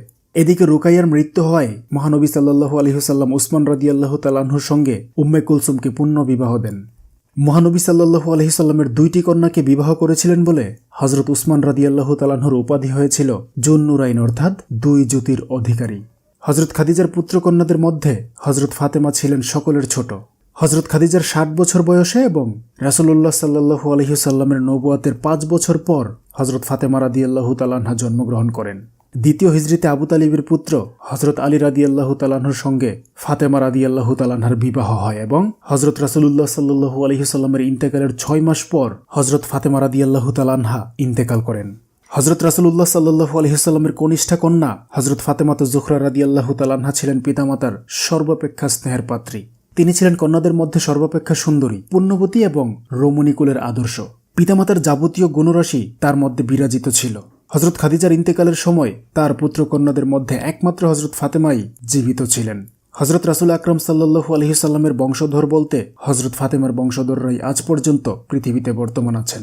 সাইয়্যিদুল মুরসালিন হজরত রাসূল আকরাম সাল্লাল্লাহু আলাইহি সাল্লামের নবুয়ত লাভের 10ম বর্ষে ইসলাম গগনের 2টি উজ্জ্বল নক্ষত্র কক্ষচ্যুত হয়ে গেল। 1 মহানবী সাল্লাল্লাহু আলাইহি সাল্লামের চাচা আবু তালিবের মৃত্যু এবং 2 হজরত খাদিজা রাদিয়াল্লাহু তাআলা আনহার মহাপ্রয়াণ। এই জন্য সেই বছরটিকে বলা হতো আমুল হুজন, অর্থাৎ সুখের বছর। আবু তালিব ইসলাম প্রচার ও প্রতিষ্ঠার প্রধান সাহায্যকারী ছিলেন। তার মৃত্যুতে মুসলমানদের যেন একেবারেই পাঁজর ভেঙে গেল। আর হজরত খাদিজা রাদিয়াল্লাহু তাআলা আনহা তো ছিলেন হজরত রাসূলুল্লাহ সাল্লাল্লাহু আলাইহি সাল্লামের দক্ষিণ হস্ত। 2 জনের ইন্তেকালে মহানবী সাল্লাল্লাহু আলাইহি সাল্লাম শোকে একেবারে মুহ্যমান হয়ে পড়েন। আবু তালিব ছিলেন হজরত রাসূল আকরাম সাল্লাল্লাহু আলাইহি সাল্লামের চাচা। হজরত রাসূল আকরাম সাল্লাল্লাহু আলাইহি সাল্লাম মাতৃগর্ভে থাকাকালেই তার পিতা ইন্তেকাল করেছিলেন। জন্মের পর হতে তিনি দাদা আব্দুল মুত্তালিবের স্নেহের ছায়ায় লালিত পালিত হয়ে আসছিলেন। 6 বছর বয়সে যখন তার দাদা ইন্তেকাল করেন তখন থেকে 50 বছর বয়স পর্যন্ত তিনি চাচা আবু তালিবের স্নেহের ছায়া লাভ করে আসছিলেন।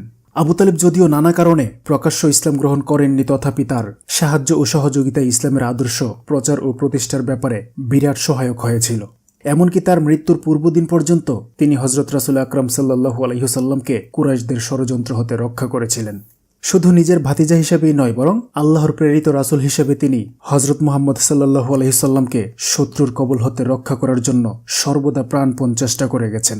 হজরত রাসূলুল্লাহ সাল্লাল্লাহু আলাইহি সাল্লামের নবুয়ত লাভ সম্বন্ধে তিনি সেই দিনে অন্তরে দৃঢ় বিশ্বাস স্থাপন করেছিলেন, যেদিন বর্ষার খ্রিস্টান ধর্মযাজক বহিরা তাকে বলেছিল যে আপনার ভাতিজা মুহাম্মদ সাল্লাল্লাহু আলাইহি সাল্লাম অদূর ভবিষ্যতে পয়গম্বর হবেন।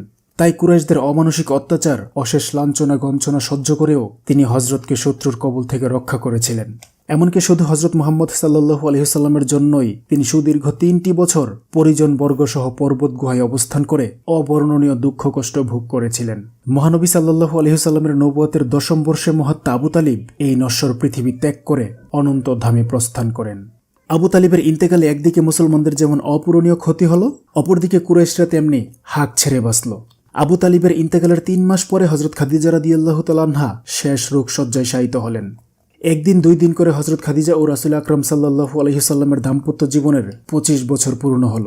স্বামীর সুখ দুঃখের সমভাগিনী হয়ে পরম শান্তিতেই কাটিয়ে দিয়েছেন এই 25টি বছর হজরত খাদিজা রাদিয়াল্লাহু তাআলা আনহা। তিনি সর্বদা স্বামীর সুখ শান্তির কথাই চিন্তা করতেন এবং স্বামীর সুখকেই নিজের জীবনের সর্বাপেক্ষা বড় সুখ ও স্বামীর বিপদকে নিজের জীবনের সর্বাপেক্ষা বড় বিপদ বলে মনে করতেন। এতদিনে তার সেই কর্মময় জীবনের অবসান হতে চলেছে।